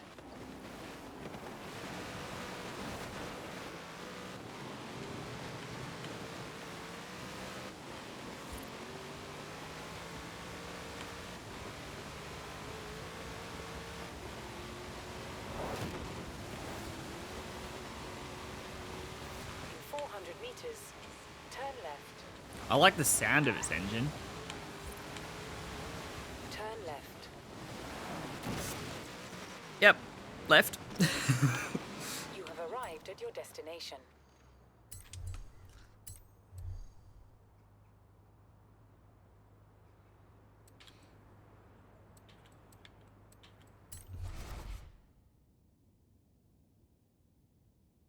Oh, I finished my blueberries. What else I got? I don't normally have this much chocolate fruit. But it was my birthday yesterday, so I got sent a bunch of coffee and chocolate fruit and stuff. So I'm definitely going to be snacking on that for the next couple of days. Okay. I'm kind of on par with most of these cars, seems speed-wise. At least from the start, though. Oh, they're possibly a little bit quicker. Handling. Maybe I'm just not very good at driving. Yeah, I'm getting a bit outgunned here.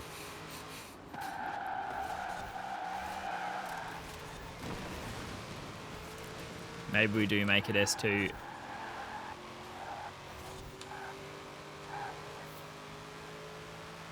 Thanks, man.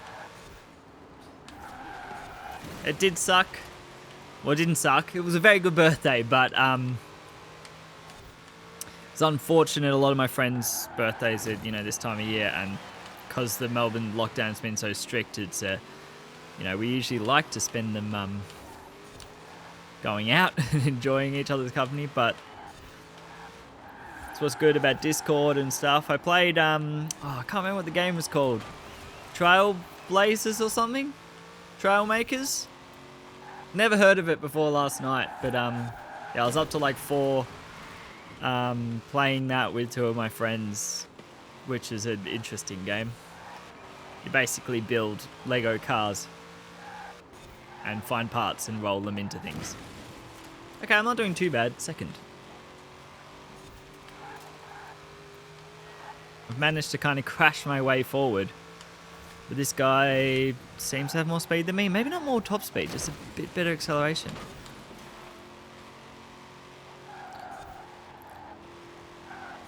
Because I'm catching him. Oh shit.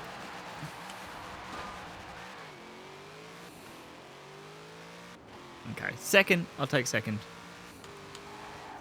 I like how I stopped concentrating to read the message that you told me to concentrate.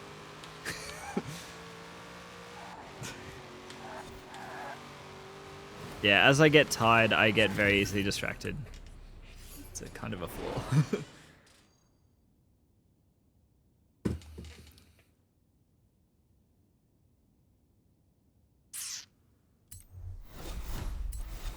But I have to say, not bad. Not bad for a new car. Can't be angry with that. Okay.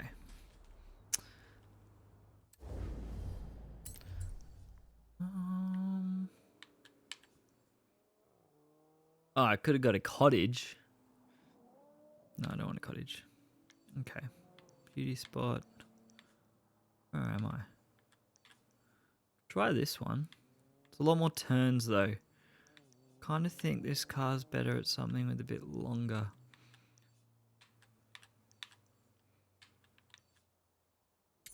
Okay, that's not...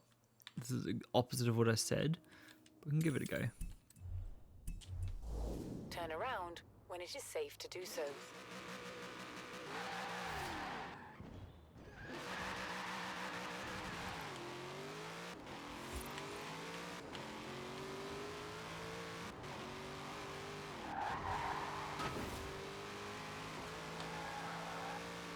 In 400 meters, turn sharp right.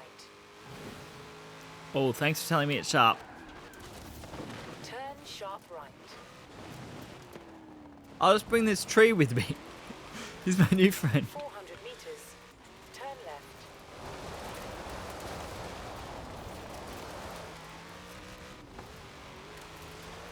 Oh man, the network's really bad. I don't know if that's a Microsoft thing. Turn left. This is the Microsoft game, I think, right? In 400 meters, Like it's hosted on their servers, or is it? Maybe it has different servers. turn left. Because for Australia, I've got pretty alright internet. Compared to most of the world, Australia has some of the worst internet ever.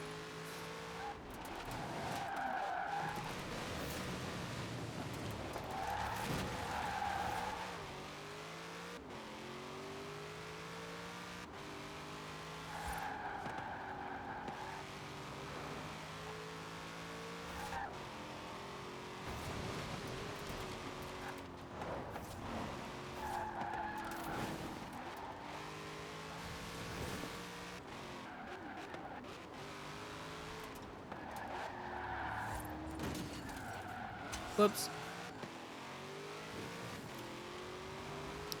I don't know if these have got the upgraded brakes, but they definitely probably need better brakes. Meters, turn right. It's really expensive to have internet here. Not for the consumer, from a engineering point of view, because it's such a big country with so little people. So we only just got fiber, and that fiber it's like a government paid fiber scheme, and it's taken like several years to implement. Let's retry.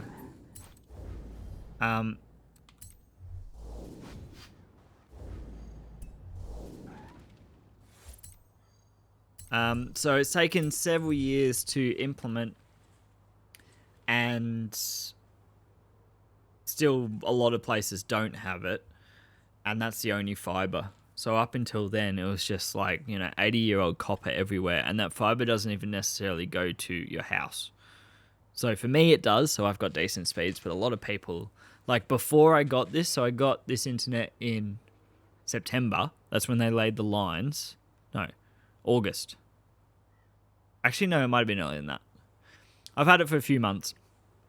I had before that my upload speed was 0.3 megabits per second. Now it's 26, so I can stream and stuff. But like, yeah, like dial-up speed. So compared to Europe, parts of Asia, and the parts of America that have like competing fiber networks, it's terrible. Yeah, like 6 months ago I couldn't stream. I could barely play an online game. I'd upload stuff to YouTube and it'd take like a day.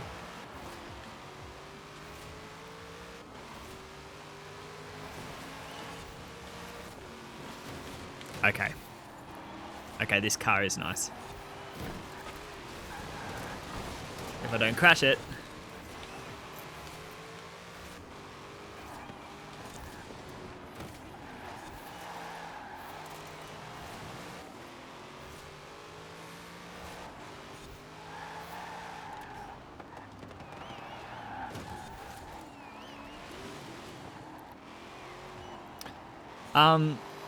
Does Norway have really good internet? Because I've heard it's been like most of Northern Europe is like some of the best internet in the world.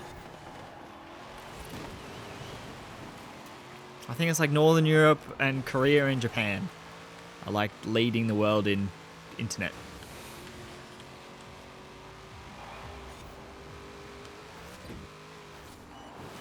Is it expensive? I know a lot of things are expensive in like, yeah, most of Northern Europe and a lot of Western Europe.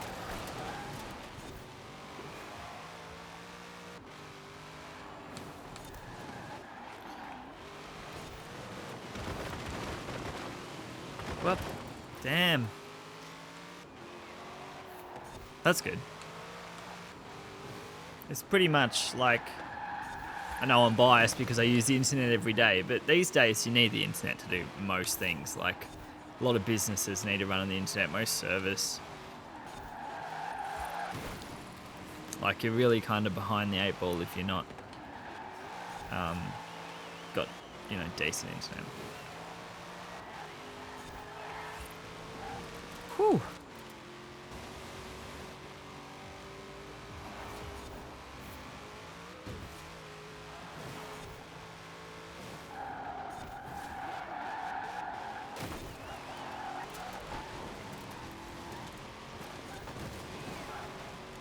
Yeah. Not surprised.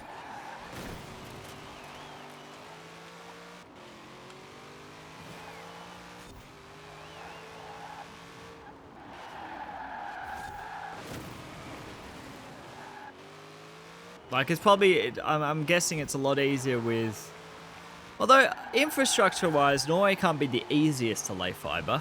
I mean, you've got a lot of forest and other kind of landscape stuff that wouldn't be easy to, you'd have to do a lot of excavating, I'm guessing, but like, you know, compared to Australia, you're much smaller per capita.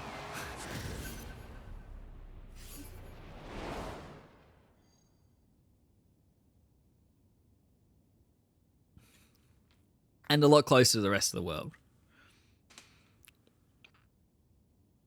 Okay. I'm digging this car, yeah. I'm really digging it.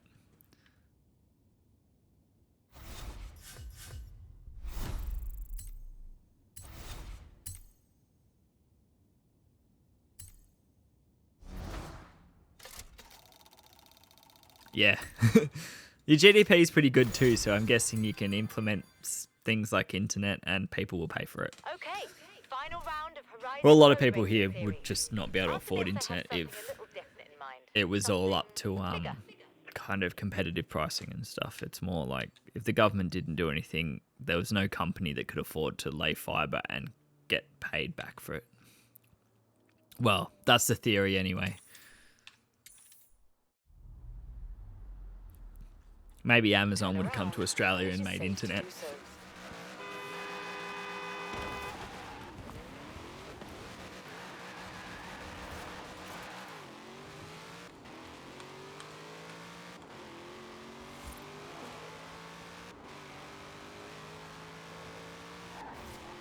400 meters, turn left.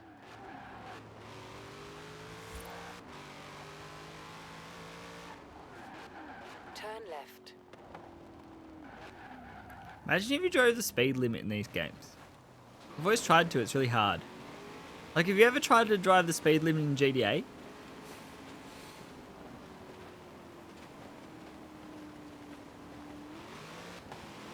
It's also not very fun.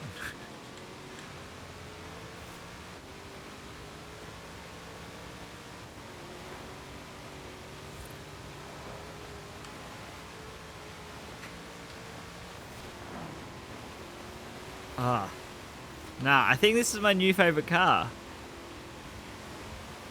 Might be different, not in the snow. But like, if I upgrade a few things later on, if I feel I need to, you know, I want to tune it and stuff, I think it'd be a pretty sick car. Just got this nice drift to it. Whereas my Ford Falcon, which I basically tried to make into a fast car that doesn't do anything else, can't go around a corner. But In 400 meters. it does have a top speed of 390 kilometers an hour. Turn sharp left. Yeah, thanks, Miss Navigator. It's a little bit late to tell me after I've already gone past the turn.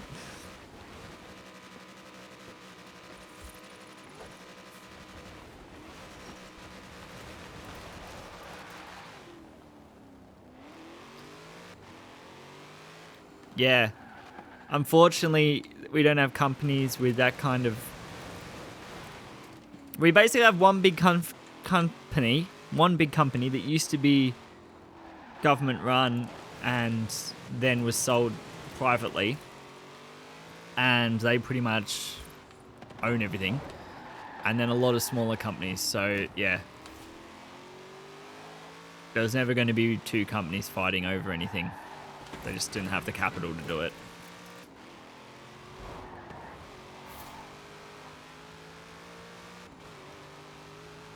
But who knows, maybe someone would have come in eventually, but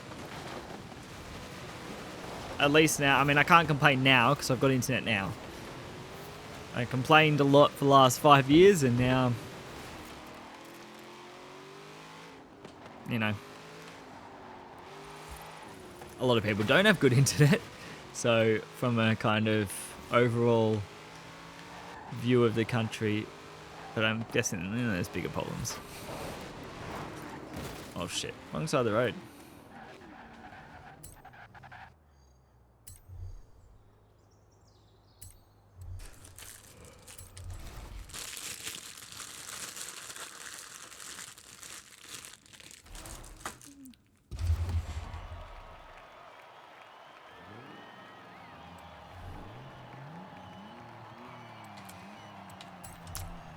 I just want to try.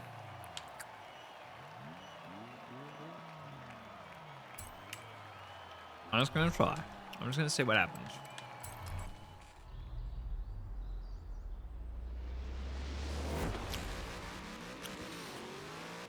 We're in second lockdown. Second lockdown's been 8 weeks, I think. But we barely got out of the first lockdown. We basically came to a kind of half opening up for a week before we had an outbreak and then went back into second lockdown, which has been the really strict one.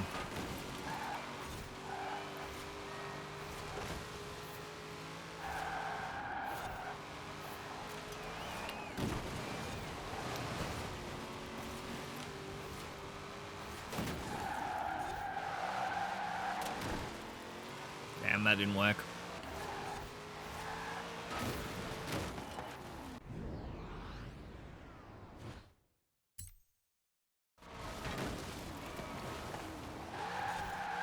So, like, as far as opening up, they reopened gyms, and you could sit in a restaurant with so many people per table for, I think, 10 days. So there's a bit of a kick in the teeth when that happened. But yeah, the original lockdown was in the end of March. So like, I think we really got hit with it not long after Europe, before America.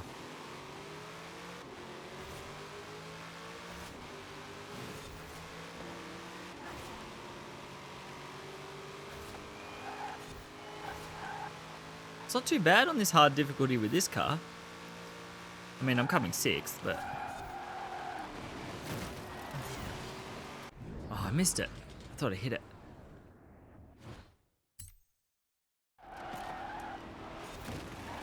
Did I hit it that time? Yeah.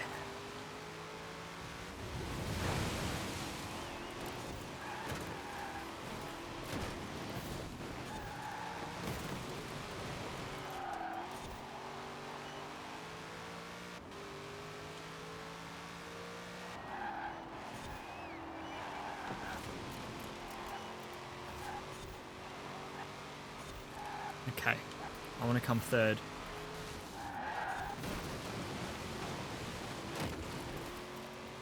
Come on. How do I make 3rd? Oh, I grazed it. Okay, I'm going to have to go back further.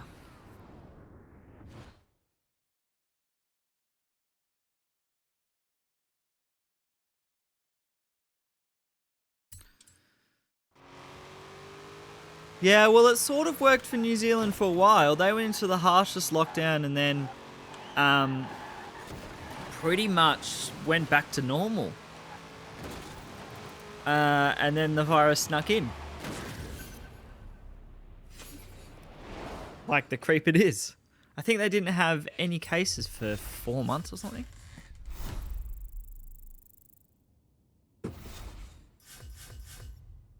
I know there's so many people have different views on it, you know, and like I think it's one of those things where there is no right answer for every country that just works. So like, I mean, people can argue all they want on the internet, which they do, and it really does kind of, I mean, it doesn't really help, does it, if people are arguing?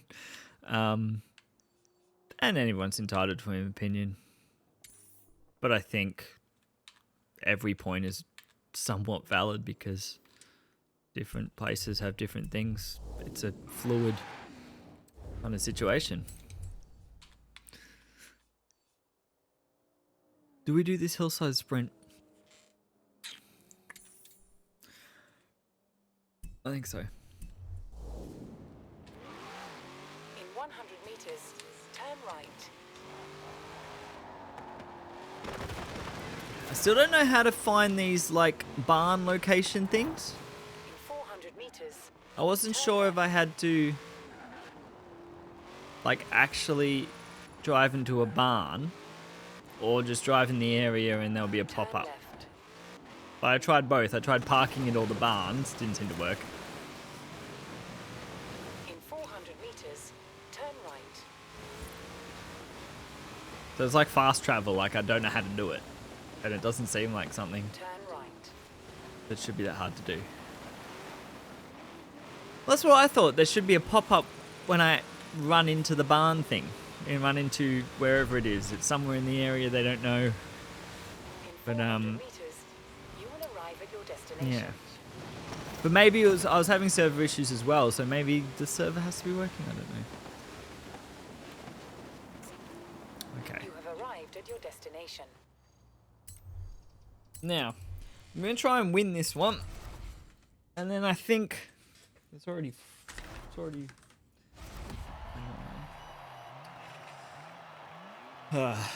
maybe we've just got to win one on hard difficulty. I think that's a fair challenge. Yeah, they're faster than me. Well, at least got better acceleration than me.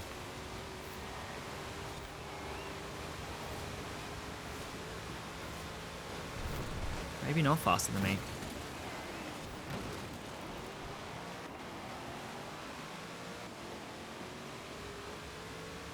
Yeah, I've definitely got to improve the acceleration in this car.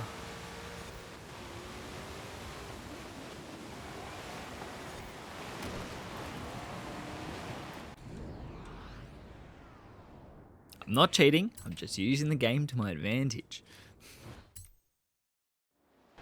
Feels like cheating though. I don't know if that was any better.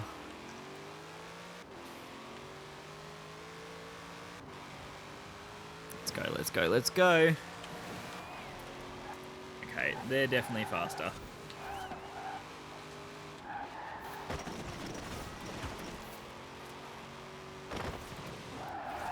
Shit.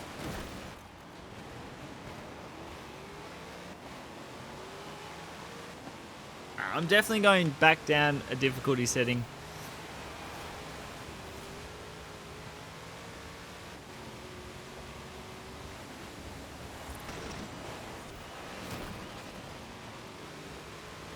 As we get to more kind of full-on races, I think having them at whatever setting it was, like actually good at driving.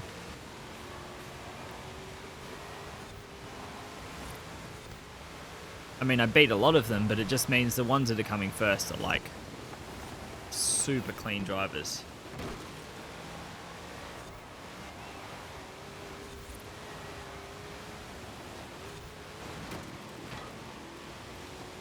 Hopefully I can rock the podium finish though.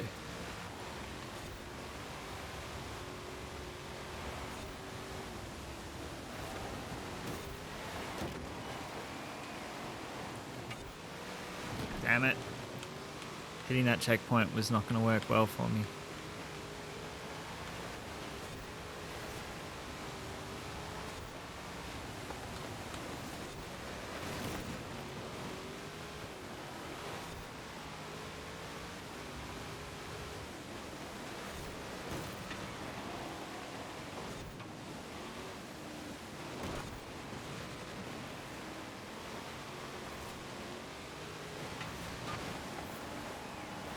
Damn it.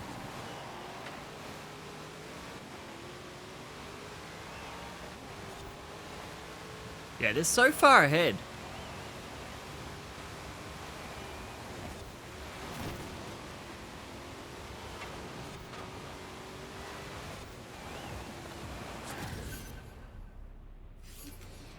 Okay, we're going to go down one and see if we can win one race. Oh, I want a cooler shirt. I'm wearing the stupid logo one.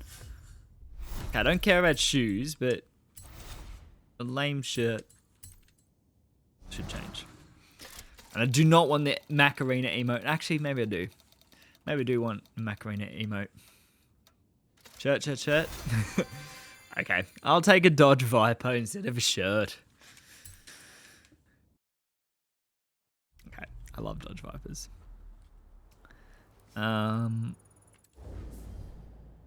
What we're gonna do? Change difficulty settings to above average, not highly skilled, and find one more race. Whoops, what map? One more race before I literally can't drive. Oh. I don't want to do the... Or we could do the showcase. Do we do the showcase?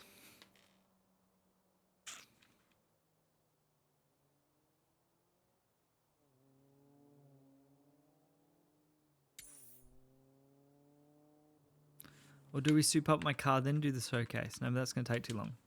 Let's do the showcase. Give it a go. In 200 meters, turn left. Turn left. Assuming I can use this car in the showcase. It isn't like car specific. I haven't done any showcases yet, so I don't know what they're about.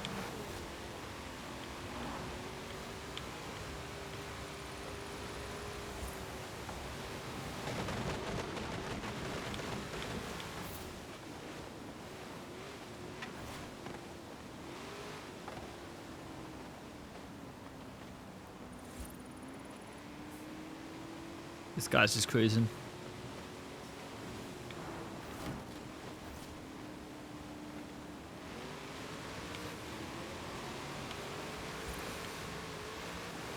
Oh, he's faster than me.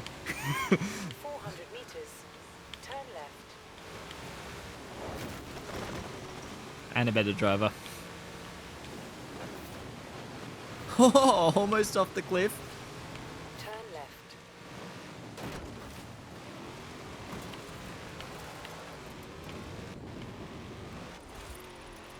I have not been in this part of the map.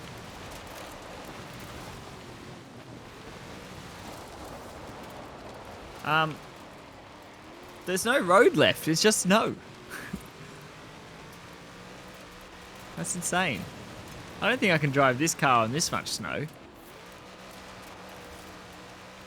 Can barely get up the hill.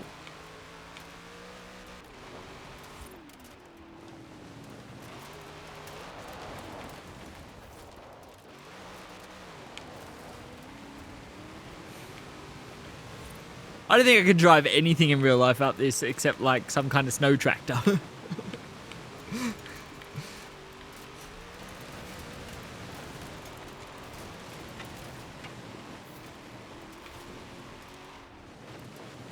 This is like chain snow. Yeah, you need chains for this kind of snow. Apparently, there's another classic car just waiting to be claimed. Keep that on the down low, though, yeah? I've only told you. And Kira. And Alex. And a couple of other people. It's funny how, like, doesn't matter how long I take to find the car, that the other people will never find it.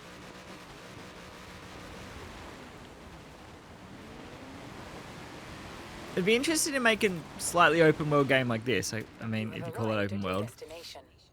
It's not really open world, but like, you know, where you get to drive around and stuff.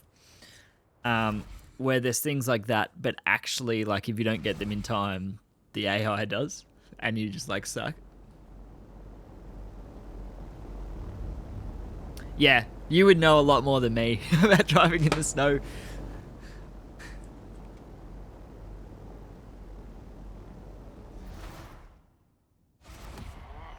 Ah, so you do have to use a car for this, okay. Hey, James. I know it feels like you're just getting started, but this showcase is as good an opportunity as you'll get to have some fans screaming your name. In a truck. What? What happened to all the snow? Oh no, we went on a hovercraft, didn't we? We're somewhere else.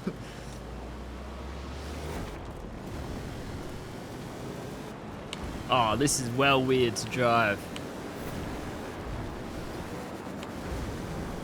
Oh, we're reversing a hovercraft. I'm so confused. This game is whack.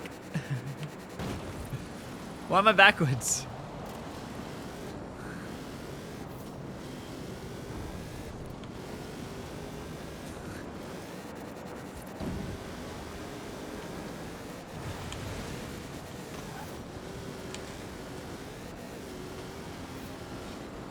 Oh, I missed the checkpoint.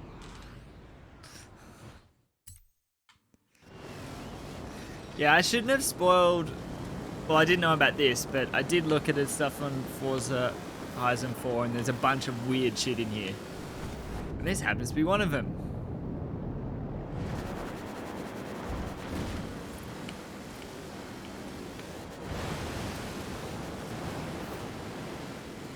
Can you unlock the hovercraft? I want to drive a hovercraft. It's way more fun than a car.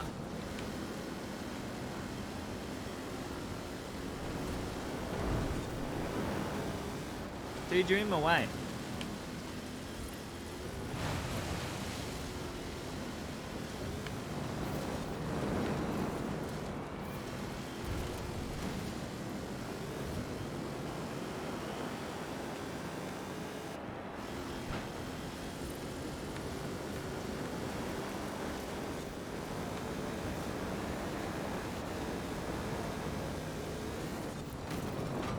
Whoa, Jesus!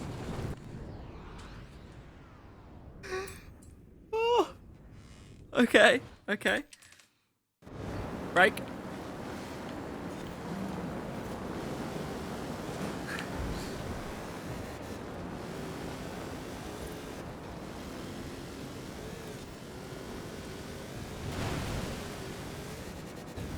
I have to say some of the stuff in this, like the mud and that, is pretty cool. Someone who hasn't played racing car games in a while, like, I don't know, it's kind of standard with the game these days, like nice looking water and rain and snow and mud, but I reckon it looks nice.